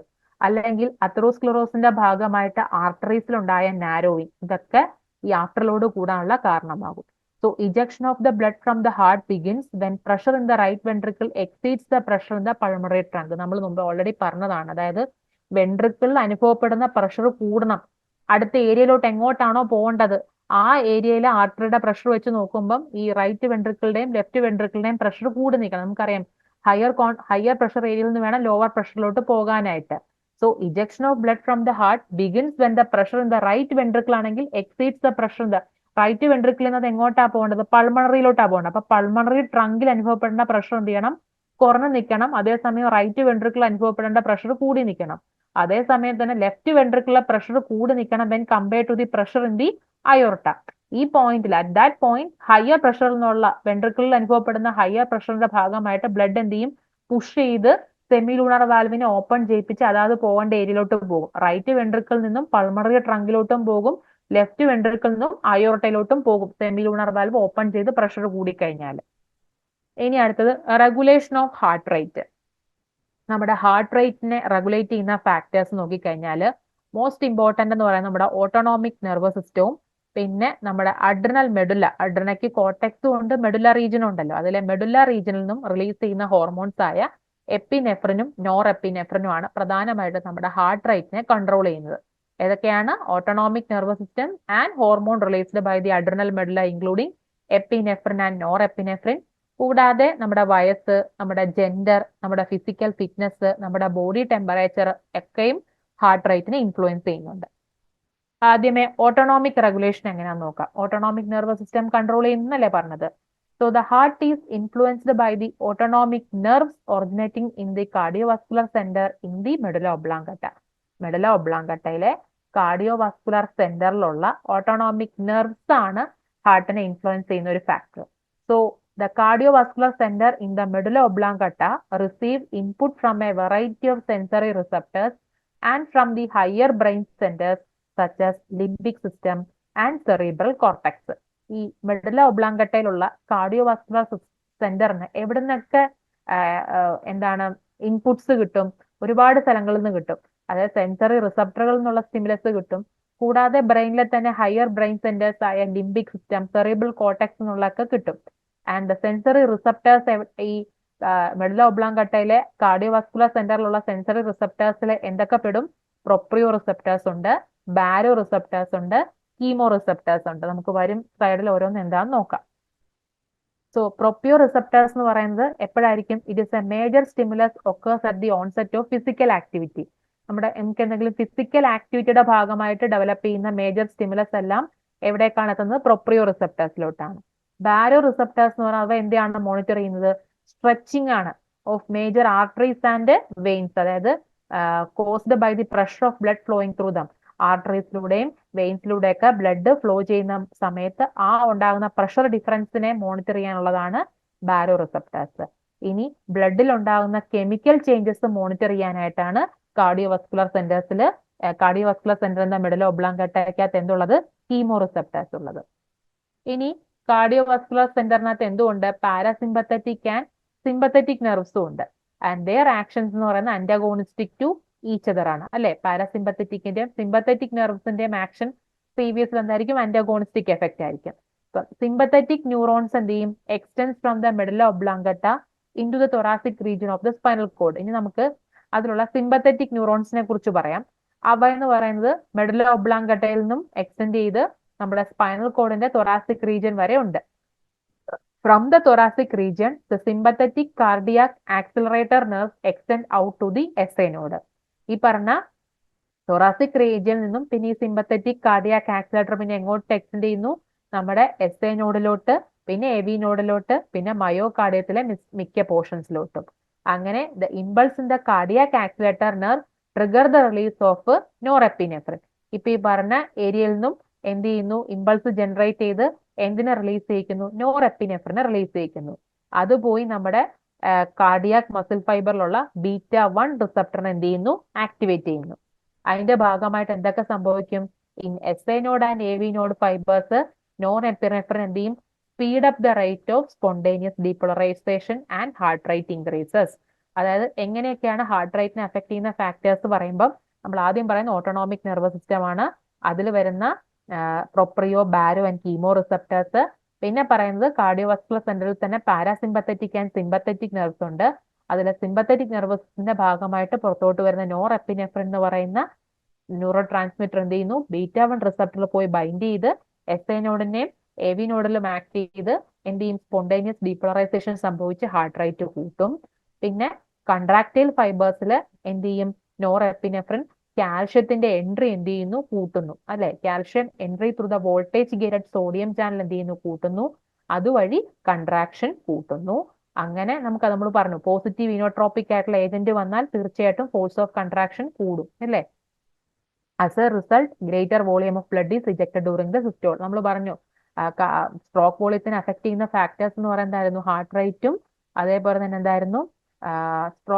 സ്ട്രോക്ക് വോളിയത്തിനെ അഫക്ട് ചെയ്യുന്ന ഫാക്ടേഴ്സിൽ നമ്മളിത് പറഞ്ഞായിരുന്നു. ഇനോട്രോപിക് ഏജന്റ് ആയിട്ട്, പോസിറ്റീവ് ഇനോട്രോപിക് ആയിട്ടുള്ള ഏജന്റ് വന്നാൽ ഫോഴ്സ് ഓഫ് കൺട്രാക്ഷൻ കൂടും. ഫോഴ്സ് ഓഫ് കൺട്രാക്ഷൻ കൂടിയാൽ സ്ട്രോക്ക് വോളിയവും കൂടും. ഇനി സിമ്പത്തറ്റിക് നെർവസ് സിസ്റ്റത്തിന്റെ എഫക്റ്റ് ആണ് ഇപ്പൊ പറഞ്ഞത്. സിമ്പത്തറ്റിക് നെർവസ് സിസ്റ്റത്തിന്റെ ആന്റഗോണിസ്റ്റിക് എഫക്റ്റ് ആയിരിക്കും ആര് ചെയ്യുന്നത്? പാരാസിമ്പത്തറ്റിക് ചെയ്യുന്നത്. സിമ്പത്തറ്റിക് നെർവസ് സിസ്റ്റത്തിന്റെ ഭാഗമായിട്ട് പുറത്തോട്ട് വന്ന എപ്പിനെഫ്രിൻ പോയിട്ട് സ്പോണ്ടേനിയസ് ഡീപോളറൈസേഷൻ നടത്തി ഹാർട്ട് റേറ്റ് കൂട്ടി, കൂടാതെ കാൽഷ്യത്തിന്റെ എൻട്രി കൂട്ടി, അതുവഴി എന്ത് ചെയ്തു? കൺട്രാക്ഷൻ കൂട്ടി.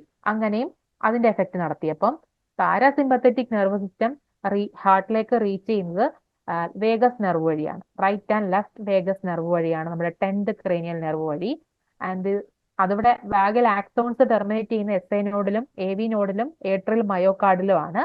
അവിടെ നമ്മുടെ ന്യൂറോ ട്രാൻസ്മിറ്ററായ നോർ എപ്പിനെഫ്രിൻ വന്നെങ്കിൽ ഇവിടെ അസറ്റൈൽ കോളിൻ വരും. പക്ഷെ നേരെ തിരിച്ചായിരിക്കും, ആന്റഗോണിസ്റ്റിക് എഫക്റ്റ് ആണ്. അതായത് മറ്റിടത്ത് സ്പോണ്ടേനിയസ് ഡീപോളറൈസേഷൻ നടത്തിയെങ്കിൽ ഇവിടെ സ്പോണ്ടേനിയസ് ഡീപോളറൈസേഷൻ എന്ത് ചെയ്യും? സ്ലോ ഡൗൺ ചെയ്യും. അതുവഴി ഹാർട്ട് റേറ്റ് എന്താ ചെയ്യുന്നത്? കുറയുമായിരിക്കും ചെയ്യുന്നത്. അതായത് സിമ്പത്തറ്റിക് നെർവസ് സിസ്റ്റത്തിന്റെ എഫക്റ്റ് വഴി ഹാർട്ട് റേറ്റ് കൂടുമ്പോൾ പാരാസിമ്പത്തറ്റിക് നെർവസ് സിസ്റ്റം ആക്ടിവേറ്റ് ചെയ്താൽ ഹാർട്ട് റേറ്റ് എന്ത് ചെയ്യും? കുറയുമായിരിക്കും ചെയ്യുന്നത്. ഇനി chemical regulation of heart rate. ഇപ്പൊ പറഞ്ഞത് ഓട്ടോണോമിക് ആണ്. ഇനി കെമിക്കലി ഹാർട്ട് റേറ്റിനെ കൺട്രോൾ ചെയ്യുന്ന കെമിക്കൽസ് നോക്കിക്കഴിഞ്ഞാൽ 1 ഹോർമോൺസ്, പിന്നെ 2 കാറ്റോൺസ്, പിന്നെ അതർ ഫാക്ടേഴ്സ്. ആദ്യത്തത് ഹോർമോൺസ് ആണ്. ഇപ്പൊ ഒരു ഹോർമോണിന്റെ പേര് നമ്മൾ പറഞ്ഞോളൂ, epinephrine, nor epinephrine from the adrenal medulla. രണ്ടും അഡ്രിനൽ മെഡുല്ല എന്ന് റിലീസ് ചെയ്യുന്ന എപ്പിനെഫ്രിൻ നോൺ എപ്പിനെഫ്രിനും ഹാർട്ട് റേറ്റും കൂടുന്നുണ്ട്, കൺട്രാക്ഷനും കൂട്ടുന്നുണ്ട്. എങ്ങനെയായിരിക്കും അഡ്രിനൽ മെഡുല്ലയിൽ ഈ ഹോർമോൺസ് കൂടുതൽ നമുക്ക് റിലീസ് ചെയ്യിക്കാൻ പറ്റുക? എക്സസൈസ്, സ്ട്രെസ്, എക്സൈറ്റ്മെന്റിന്റെ ഒക്കെ ഭാഗമായിട്ട് അഡ്രിനൽ മെഡുല്ല ഈ ഹോർമോൺസിനെ കൂടുതൽ റിലീസ് ചെയ്യിക്കും. പിന്നെ thyroid hormone can also enhance the cardiac contractility and increase heart rate. So hormones which increase the heart rate includes epinephrine and norepinephrine released from the adrenal medulla.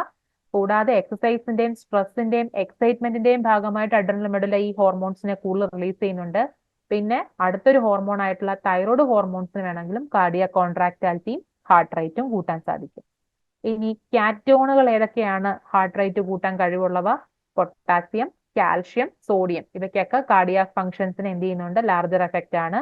ഈ പറഞ്ഞ പൊട്ടാസ്യത്തിന്റെയോ സോഡിയത്തിന്റെയൊക്കെ level ബ്ലഡിൽ elevate ചെയ്യുവാണെങ്കിൽ എന്ത് സംഭവിക്കും? ഏതൊക്കെ relative concentration of 3 cations, potassium, calcium and സോഡിയത്തിന് cardiac ഫംഗ്ഷനിൽ ഒരു വലിയ എഫക്റ്റ് ഉണ്ട്. അതിൽ തന്നെ സോഡിയത്തിന്റെയും പൊട്ടാസ്യത്തിന്റെയും ലെവൽ എലവേറ്റ് ചെയ്താൽ ഹാർട്ട് റേറ്റ് കുറയും, കൺട്രാക്ഷനും കുറയും.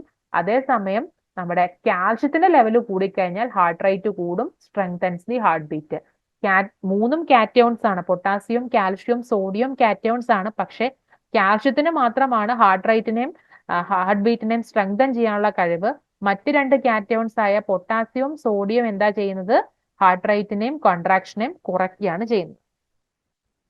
ഇനി other factors that regulate the heart rate includes age, gender, physical fitness and body temperature. അതിലെ ഏജ് നോക്കിക്കഴിഞ്ഞാൽ newborn baby is likely to having a resting heart beat over 120 beats per minute.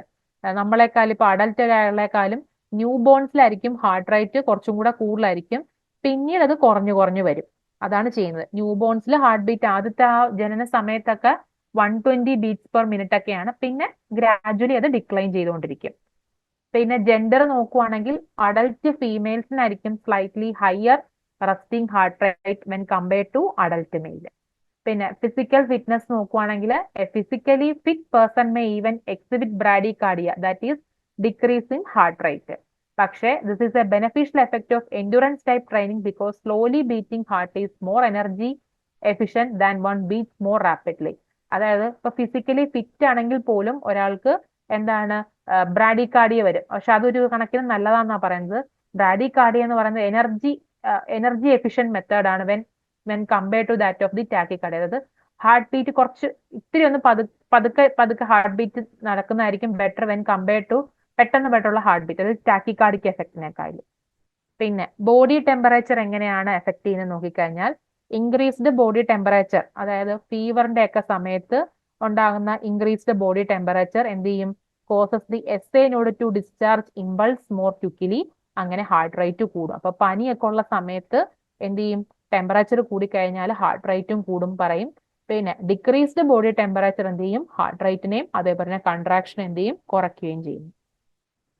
നമ്മളിപ്പോ പറഞ്ഞ കാര്യങ്ങൾ തന്നെയാണ് factors that increasing the cardiac output. Preload കൂടിയാൽ എന്ത് ചെയ്യും? Heart rate കൂടുന്നുണ്ട്. കൺട്രാക്ഷൻ റേറ്റ് കൂടിയാലും കാർഡിയാക് ഔട്ട്പുട്ട് കൂടുന്നുണ്ട്. പിന്നെ ആഫ്റ്റർ ലോഡ് കുറഞ്ഞു നിന്നാൽ എന്ത് സംഭവിക്കും? നമ്മുടെ കാർഡിയാക് ഔട്ട്പുട്ട് കൂടും. പ്രീലോഡും കോൺട്രാക്റ്റാലിറ്റിയും കൂടി നിൽക്കണം, ആഫ്റ്റർ ലോഡ് കുറഞ്ഞു നിൽക്കണം. അല്ലാതെ നമ്മളിപ്പം ബാക്കി കാര്യങ്ങൾ പറഞ്ഞായിരുന്നു, എങ്ങനെയാണ് ഹോർമോൺസിന്റെ എഫക്റ്റ്, പിന്നെ ജെൻഡറിന്റെ എഫക്റ്റ്, പിന്നെ ഫിസിക്കൽ ഫിറ്റ്നസിന്റെ എഫക്റ്റ്, ബോഡി ടെമ്പറേച്ചറിന്റെ എഫക്റ്റ് ഒക്കെ എങ്ങനെയാണെന്നുള്ളത് ഇതൊരു പിക്ചോറിലായിട്ട് കാണിച്ചതേ ഉള്ളൂ. ഇനി അടുത്തത് ബ്ലഡ് പ്രഷർ ആണ്. എന്താണ് ബ്ലഡ് പ്രഷർ എന്ന് പറയുന്നത്? It is the lateral pressure exerted on the wall of a blood vessel by the column of a blood on it. അതായത് നമ്മുടെ ബ്ലഡ് വെസൽസിൽ അനുഭവപ്പെടുന്ന, ലാറ്ററൽ ആയിട്ട് അനുഭവപ്പെടുന്ന ഒരു പ്രഷർ, അതിലൂടെ ബ്ലഡ് ഒഴുകി പോകുമ്പോൾ ബ്ലഡ് പ്രഷർ നമ്മൾ എപ്പോഴും എക്സ്പ്രസ് ചെയ്യുന്നത് എങ്ങനെയായിരിക്കും? ആർട്ടീരിയൽ ബ്ലഡ് പ്രഷർ ആയിട്ടായിരിക്കും നമ്മൾ നോർമലി എക്സ്പ്രസ് ചെയ്യുന്നത്. അതിൽ തന്നെ രണ്ട് ഫേസ് ഉണ്ട്, സിസ്റ്റോളിക് ബ്ലഡ് പ്രഷറും ഉണ്ട്, ഡയസ്റ്റോളിക് ബ്ലഡ് പ്രഷറും ഉണ്ട്. സിസ്റ്റോളിക് ബ്ലഡ് പ്രഷർ എന്ന് പറഞ്ഞാൽ എന്താണ്? നമ്മുടെ left ventricle, okay, right ventricle അല്ല, ലെഫ്റ്റ് വെൻട്രിക്കിൾ, ഇപ്പുറത്തെ സൈഡ് ലെഫ്റ്റ് വെൻട്രിക്കിൾസ് കൺട്രാക്ട് ചെയ്ത് ബ്ലഡ് അയോർട്ടയിലോട്ട് പുഷ് ചെയ്യുമ്പോഴത്തേക്കും the pressure produced within the arterial സിസ്റ്റത്തിനെ നമ്മൾ സിസ്റ്റോളിക് ബ്ലഡ് പ്രഷർ എന്ന് വിളിക്കും. നമ്മുടെ ലാർജസ്റ്റ് ആർട്ടറിയായ അയോർട്ടയിലേക്ക് ലെഫ്റ്റ് വെൻട്രിക്കിൾ കൺട്രാക്ട് ചെയ്ത് ബ്ലഡ് പുഷ് ചെയ്യുമ്പോൾ ഉണ്ടാകുന്ന ബ്ലഡ് പ്രഷറിനെയാണ് സിസ്റ്റോളിക് ബ്ലഡ് പ്രഷർ എന്ന് പറയുന്നത്. അത് ഏകദേശം 120 mm/Hg ആണ്, അല്ലെങ്കിൽ കിലോ പാസ്കലിൽ പറയണമെങ്കിൽ 16 കിലോ പാസ്കൽ ആണ്. ഡയസ്റ്റോളിക് ബ്ലഡ് പ്രഷർ എന്ന് പറയുമ്പം when complete cardiac diastole occurs, അതായത് പൂർണ്ണമായിട്ടും നമ്മുടെ കാർഡിയാക് ഡയസ്റ്റോളിൽ എത്തിയ റിലാക്സേഷൻ സമയത്ത് എത്തുമ്പം heart is resting and following the ejection of the blood. ആ സമയത്ത് ആർട്ടറീസിൽ ഡെവലപ്പ് ചെയ്യുന്ന പ്രഷറിനെയാണ് ഡയസ്റ്റോളിക് ബ്ലഡ് പ്രഷർ എന്ന് പറയുന്നത്. അത് ഏകദേശം 80 mm/Hg വരും, അല്ലെങ്കിൽ 11 കിലോ പാസ്കൽ ആയിരിക്കും. ഇനി ഈ പറഞ്ഞ systolic and diastolic blood pressure തമ്മിലുള്ള ഡിഫറൻസിനെയാണ് നമ്മൾ പൾസ് പ്രഷർ എന്ന് പറയുന്നത്. പിന്നെ നമ്മൾ പറഞ്ഞു ബ്ലഡ് പ്രഷർ എപ്പോഴും മെഷർ ചെയ്യുന്ന ആർട്ടീരിയൽ ബ്ലഡ് പ്രഷർ ആയിട്ടാന്ന് പറഞ്ഞു. മെഷർ ചെയ്യാനായിട്ട് ഉപയോഗിക്കുന്ന എന്താണ്? സ്പിക് മാനോമീറ്റർ ഉപയോഗിച്ചിട്ടാണ് നമ്മൾ എപ്പോഴും BP ഈ 120 mm/Hg അല്ലെങ്കിൽ പാസ്കലിൽ പറയണമെങ്കിൽ 16/11 കിലോ പാസ്കൽ യൂണിറ്റിലാണ് എക്സ്പ്രസ് ചെയ്യുന്നത്. അടുത്തത് കൺട്രോൾ ഓഫ് ബ്ലഡ് പ്രഷർ. രണ്ട് രീതിയിലുണ്ട്. ഷോർട്ട് ടേം കൺട്രോൾ അഥവാ ന്യൂറൽ റെഗുലേഷൻ, പിന്നെ ലോങ് ടേം കൺട്രോൾ അഥവാ hormonal regulation. Short term control അല്ലെങ്കിൽ ന്യൂറൽ റെഗുലേഷൻ എന്ന് പറയുന്നത് അതിൽ ഇൻവോൾവ് ചെയ്യുന്നത് ബാരോ റിസപ്റ്റേഴ്സ് അല്ലെങ്കിൽ കീമോ റിസപ്റ്റേഴ്സ് ഒക്കെയാണ്. ഷോർട്ട് ടേം കൺട്രോൾ, ഇപ്പൊ ബ്ലഡ് പ്രഷർ കൂടുകയോ അല്ലെങ്കിൽ കുറയോ ചെയ്യുമ്പം അതിനെ ബോഡി എങ്ങനെയാണ് കോമ്പൻസേറ്റ് ചെയ്ത് കൂടുന്ന സമയത്ത് കൂട്ടാനും കുറയ്ക്കുന്ന സമയത്ത് കൂട്ടാനും ഒക്കെ ശ്രമിക്കുന്നത്. ഷോർട്ട് ടേം കൺട്രോളിനൊക്കെ ന്യൂറൽ റെഗുലേഷൻ ധാരാളമാണ്. അഥവാ ലോങ് ടേം കൺട്രോളിലാണ് നമ്മൾ ഹോർമോണൽ റെഗുലേഷൻസ് ഉപയോഗിക്കുന്നത്. അതായത് നമ്മുടെ റെനിൻ, ആൻജിയോടെൻസിൻ, ആൽഡോസ്ട്രോൺ സിസ്റ്റം ഒക്കെ വർക്ക് ചെയ്യുന്നത് ലോങ് ടേം കൺട്രോളിന്റെ ഭാഗമായിട്ടാണ്. അപ്പം ന്യൂറൽ റെഗുലേഷന്റെ ഭാഗമായിട്ട് നമ്മൾ പറഞ്ഞു ബാരോ റിസപ്റ്റേഴ്സും കീമോ റിസപ്റ്റേഴ്സ് ഒക്കെയാണ് വർക്ക് ചെയ്യുന്നതെന്ന് പറഞ്ഞു. ആദ്യം നമുക്ക് ന്യൂറൽ റെഗുലേഷന്റെ ഭാഗമായിട്ട് വരുന്ന ബാരോ റിസപ്റ്റേഴ്സ് പറയാം. ഇതെന്ന് പറയുന്നത് these are the nerve ending sensitive to the pressure change or stretch within the vessel situated in the arch of aorta and in the carotid sinus. അതായത് ഈ ബാരോ റിസപ്റ്റേഴ്സ് എന്ന് പറയുന്നത് നെർവ് എൻഡിങ്സ് ആണ്. ഇവ എന്തിനോട് ഭയങ്കര സെൻസിറ്റീവ് ആണ്? പ്രഷർ ചേഞ്ചസിനോട് പെട്ടെന്ന് sensitive ആകും. ഇത് എവിടെയൊക്കെയാണ് കാണാൻ കഴിയുന്നത്? നമ്മുടെ ആർക്ക് ഓഫ് അയോർട്ട ഉണ്ടല്ലോ, അയോർട്ടയ്ക്ക് തന്നെ ascending, descending, arch of aorta എന്ന് പറഞ്ഞാൽ നമ്മൾ പഠിച്ചിരിക്കുന്നത്. അതിലെ ആർച്ച് ഓഫ് അയോർട്ടയിലെ വെസൽസിലും കാരോട്ടിഡ് സൈനസിലൊക്കെയാണ് ഇത് കാണപ്പെടുന്നത്. And A rice in blood pressure in these arteries, ഇപ്പൊ ഈ പറഞ്ഞ ഏരിയാസിലുള്ള ആർട്ടറീസിൽ ബ്ലഡ് പ്രഷർ കൂടിക്കഴിഞ്ഞാൽ അത് ഈ ബാരോ റിസപ്റ്റേഴ്സ് എന്ത് ചെയ്യും? സ്റ്റിമുലേറ്റ് ചെയ്യും. And increasing their input to the CVC, അതായത് ഈ ബാരോ റിസപ്റ്റേഴ്സ് ഉടൻ തന്നെ ആ കാര്യം എവിടെ അറിയിക്കും? Cardiovascular centre present in the medulla oblongata. Cardiovascular centre എങ്ങനെയായിരിക്കും അവയോട് റെസ്പോണ്ട് ചെയ്യുന്നത്?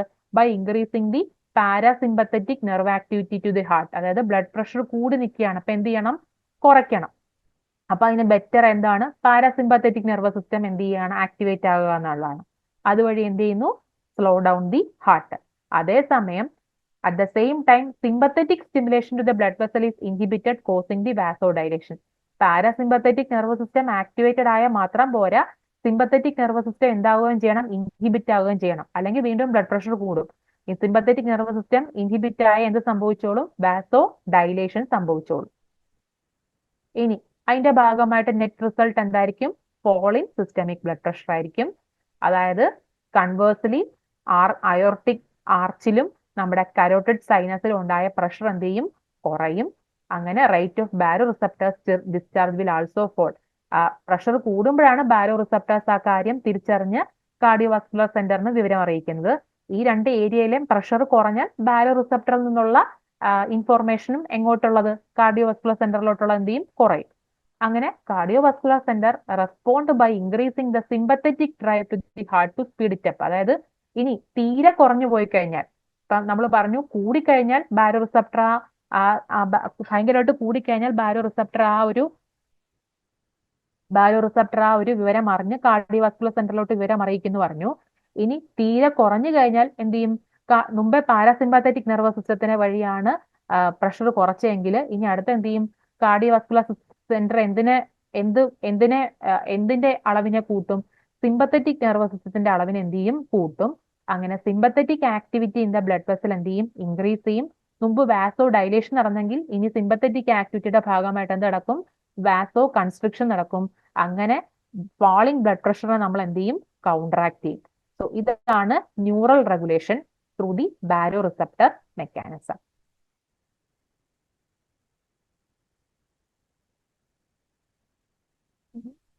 ഇതേപോലെ തന്നെ കീമോ റിസപ്റ്റേഴ്സ് ഉണ്ട്. അതായത് കെമിക്കൽസിൽ ഉണ്ടാകുന്ന വ്യത്യാസം അനുസരിച്ചിട്ട് കീമോ റിസപ്റ്റർ, അതായത് കീമോ റിസപ്റ്റർ എപ്പോഴായിരിക്കും ആക്ടിവേറ്റഡ് ആകുന്നത്, ഇൻക്രീസ്ഡ് H+ അയോൺ, പിന്നെ partial pressure of carbon dioxide കൂടുന്നു, പാർഷ്യൽ പ്രഷർ ഓഫ് ഓക്സിജൻ കുറയുന്നു. ഇങ്ങനൊരു അവസ്ഥ വന്നു കഴിഞ്ഞാൽ മറ്റടുത്ത് ബാരോ റിസപ്റ്റർ ആണ്. ഇവിടെ എന്താണ്, അത് പ്രഷർ ഡിഫറൻസ് ആണ് ബാരോ റിസപ്റ്റേഴ്സ് എന്ത് ചെയ്തത്, സെൻസിറ്റീവ് ആയത്. ഇവിടെ ഈ കെമിക്കൽസിൽ ഉണ്ടായ വ്യത്യാസം, അതായത് H+ അയോൺ കോൺസെൻട്രേഷൻ വല്ലാണ്ട് കൂടി നിൽക്കുന്നു, കാർബൺ ഡൈ ഓക്സൈഡിന്റെ പാർഷ്യൽ പ്രഷർ കൂടി നിൽക്കുന്നു, ഓക്സിജന്റെ പാർഷ്യൽ പ്രഷർ കുറഞ്ഞു നിൽക്കുന്നു. തീർച്ചയായിട്ടും കീമോ റിസപ്റ്ററിന് ആ വിവരം അറിയും, അത് കാർഡിയോവാസ്കുലർ സെന്ററിനെ അറിയിക്കും. അതുവഴി സ്ട്രോക്ക് വോളിയം കൂടും, ഹാർട്ട് റേറ്റ് കൂട്ടും, വാസോ കൺസ്ട്രക്ഷൻ കൂട്ടി BP കൂടുന്നു. ഇനി ഇതെല്ലാം ഈ പറഞ്ഞതെല്ലാം നേരെ തിരിയുന്നു. അപ്പൊ കീമോ റിസപ്റ്റർ എന്ത് ചെയ്യുന്നു, കാർഡിയോവാസ്കുലർ സെന്ററിനെ വിവരം അറിയിച്ച് അതുവഴി സ്ട്രോക്ക് വോളിയം കുറയ്ക്കുന്നു, ഹാർട്ട് റേറ്റ് കുറയ്ക്കുന്നു, വാസോ കൺസ്ട്രക്ഷൻ നടക്കുന്നു, അതുവഴി BP എന്ത് ചെയ്യുന്നു, താഴുന്നു. ഇതിപ്പം ന്യൂറൽ റെഗുലേഷൻ ആണ്. ഇനി ഹോർമോണൽ റെഗുലേഷൻ അഥവാ നമ്മുടെ ലോങ് ടേം കൺട്രോൾ, അതാണ് ത്രൂ റാസ് അഥവാ റെനിൻ ആൻജിയോടെൻസിൻ സിസ്റ്റം. നമ്മുടെ ബ്ലഡ് വോളിയം കണ്ടമാനം കുറയുന്നു, ബ്ലഡ് പ്രഷർ കുറയുന്നു, ബ്ലഡിലെ സോഡിയം കണ്ടന്റ് കുറയുന്നു. ഇതാര് തിരിച്ചറിയും, കിഡ്നി തിരിച്ചറിയും. കിഡ്നിയിലെ ജസ്റ്റാ ഗ്ലോമറുലാർ സെൽസ് എന്തിനെ സെക്രേറ്റ് ചെയ്യും, റെനിനെ സെക്രേറ്റ് ചെയ്യും. ഈ റെനിൻ എന്ത് ചെയ്യും, ഇനാക്റ്റീവ് ഫോമിൽ നിന്ന് ആൻജിയോടെൻസിനോജനെ പിടിച്ച് എന്താക്കി മാറ്റും, ആൻജിയോടെൻസിൻ 1 ആക്കി മാറ്റും. ഈ ആൻജിയോടെൻസിൻ 1 പിന്നീട് എന്തായിട്ട് മാറും, ആൻജിയോടെൻസിൻ 2 ആയിട്ട് മാറും. അതിനുവേണ്ടി സഹായിക്കുന്ന എൻസൈം ഏതാണ്, ആൻജിയോടെൻസിൻ കൺവേർട്ടിംഗ് എൻസൈം എന്റെ സഹായത്തോടുകൂടി ആൻജിയോടെൻസിൻ 2 ആയിട്ട് മാറും. ഈ ആൻജിയോടെൻസിൻ 2 എന്ത് സംഭവിപ്പിക്കും, വാസോ കൺസ്ട്രിക്ഷൻ നടത്തി ബ്ലഡ് പ്രഷർ എന്ത് ചെയ്യും, കൂട്ടും. ഇനി അല്ലെങ്കിൽ ആൻജിയോടെൻസിൻ 2ന് വേറൊരു എഫക്റ്റ് ഉണ്ട്, അഡ്രിനൽ കോർട്ടെക്സിനെ കൊണ്ട് കൂടുതൽ എന്ത് പ്രൊഡ്യൂസ് ചെയ്യിപ്പിക്കും, ആൽഡോസ്റ്റിറോൺ എന്ത് ചെയ്യും, പ്രൊഡ്യൂസ് ചെയ്യിപ്പിക്കും. അങ്ങനെ അത് കിഡ്നി ട്യൂബ്യൂളിൽ വന്ന് ആക്ട് ചെയ്യും, കൂടുതൽ സോഡിയത്തിന്റെയും വാട്ടറിന്റെയും റീഅബ്സോർപ്ഷൻ നടക്കും. അങ്ങനെ സോഡിയത്തിന്റെ ലെവൽ കൂടും. ഇവിടെ സോഡിയത്തിന്റെ ലെവൽ കുറവായിരുന്നു, അത് കൂട്ടാൻ വേണ്ടി കിഡ്നി ട്യൂബ്യൂൾസിനെ കൊണ്ട് റീഅബ്സോർപ്ഷൻ കൂട്ടി. അങ്ങനെ ബ്ലഡിലെ സോഡിയം ലെവൽ കൂടും, അതുവഴി ബ്ലഡിന്റെ വോളിയം എന്ത് ചെയ്യും, കൂടും. ബ്ലഡ് വോളിയം കൂടിയാൽ ഓട്ടോമാറ്റിക്കലി ബ്ലഡ് പ്രഷറും കൂടും. ഇനി ഫാക്ടേഴ്സ് അഫക്റ്റിംഗ് ബ്ലഡ് പ്രഷർ നോക്കിക്കഴിഞ്ഞാൽ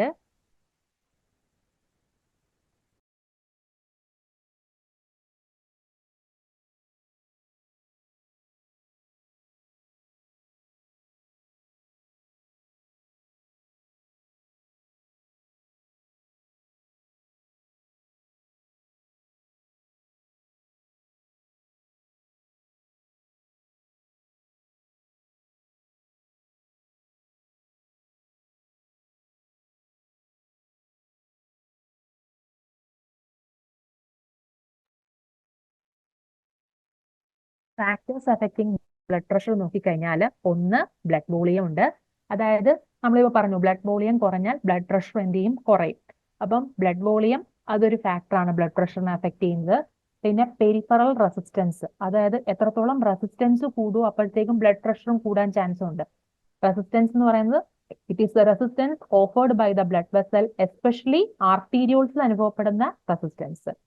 പിന്നെ elasticity of the arterial wall that distance the aorta when the ventricle contract.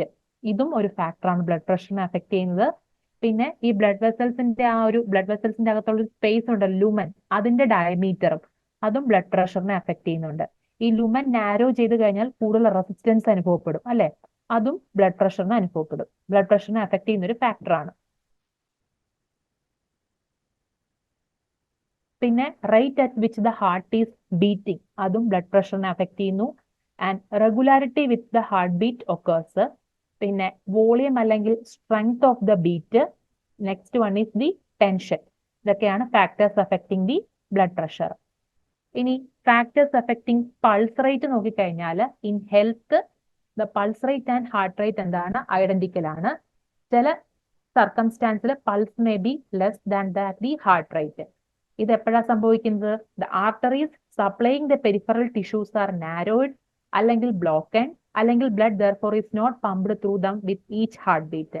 ഈ പൾസ് റേറ്റിൽ വ്യത്യാസം വരുന്ന ചില ആർട്ടറീസ്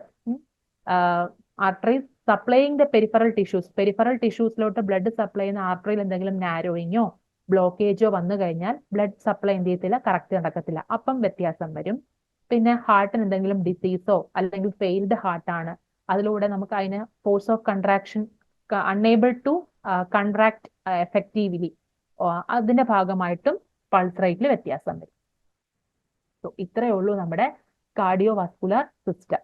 ഓക്കെ, ഇതിൽ പ്രധാനമായിട്ട് ഓർത്തിരിക്കേണ്ടത് അനാറ്റമിക്കൽ പൊസിഷൻ ഓഫ് ഹാർട്ട്, അതേപോലെ തന്നെ മറ്റേ factors affecting heart rate, stroke volume, പിന്നെ ബ്ലഡ് പ്രഷർ, ന്യൂറൽ റെഗുലേഷനും ഹോർമോണൽ റെഗുലേഷനും.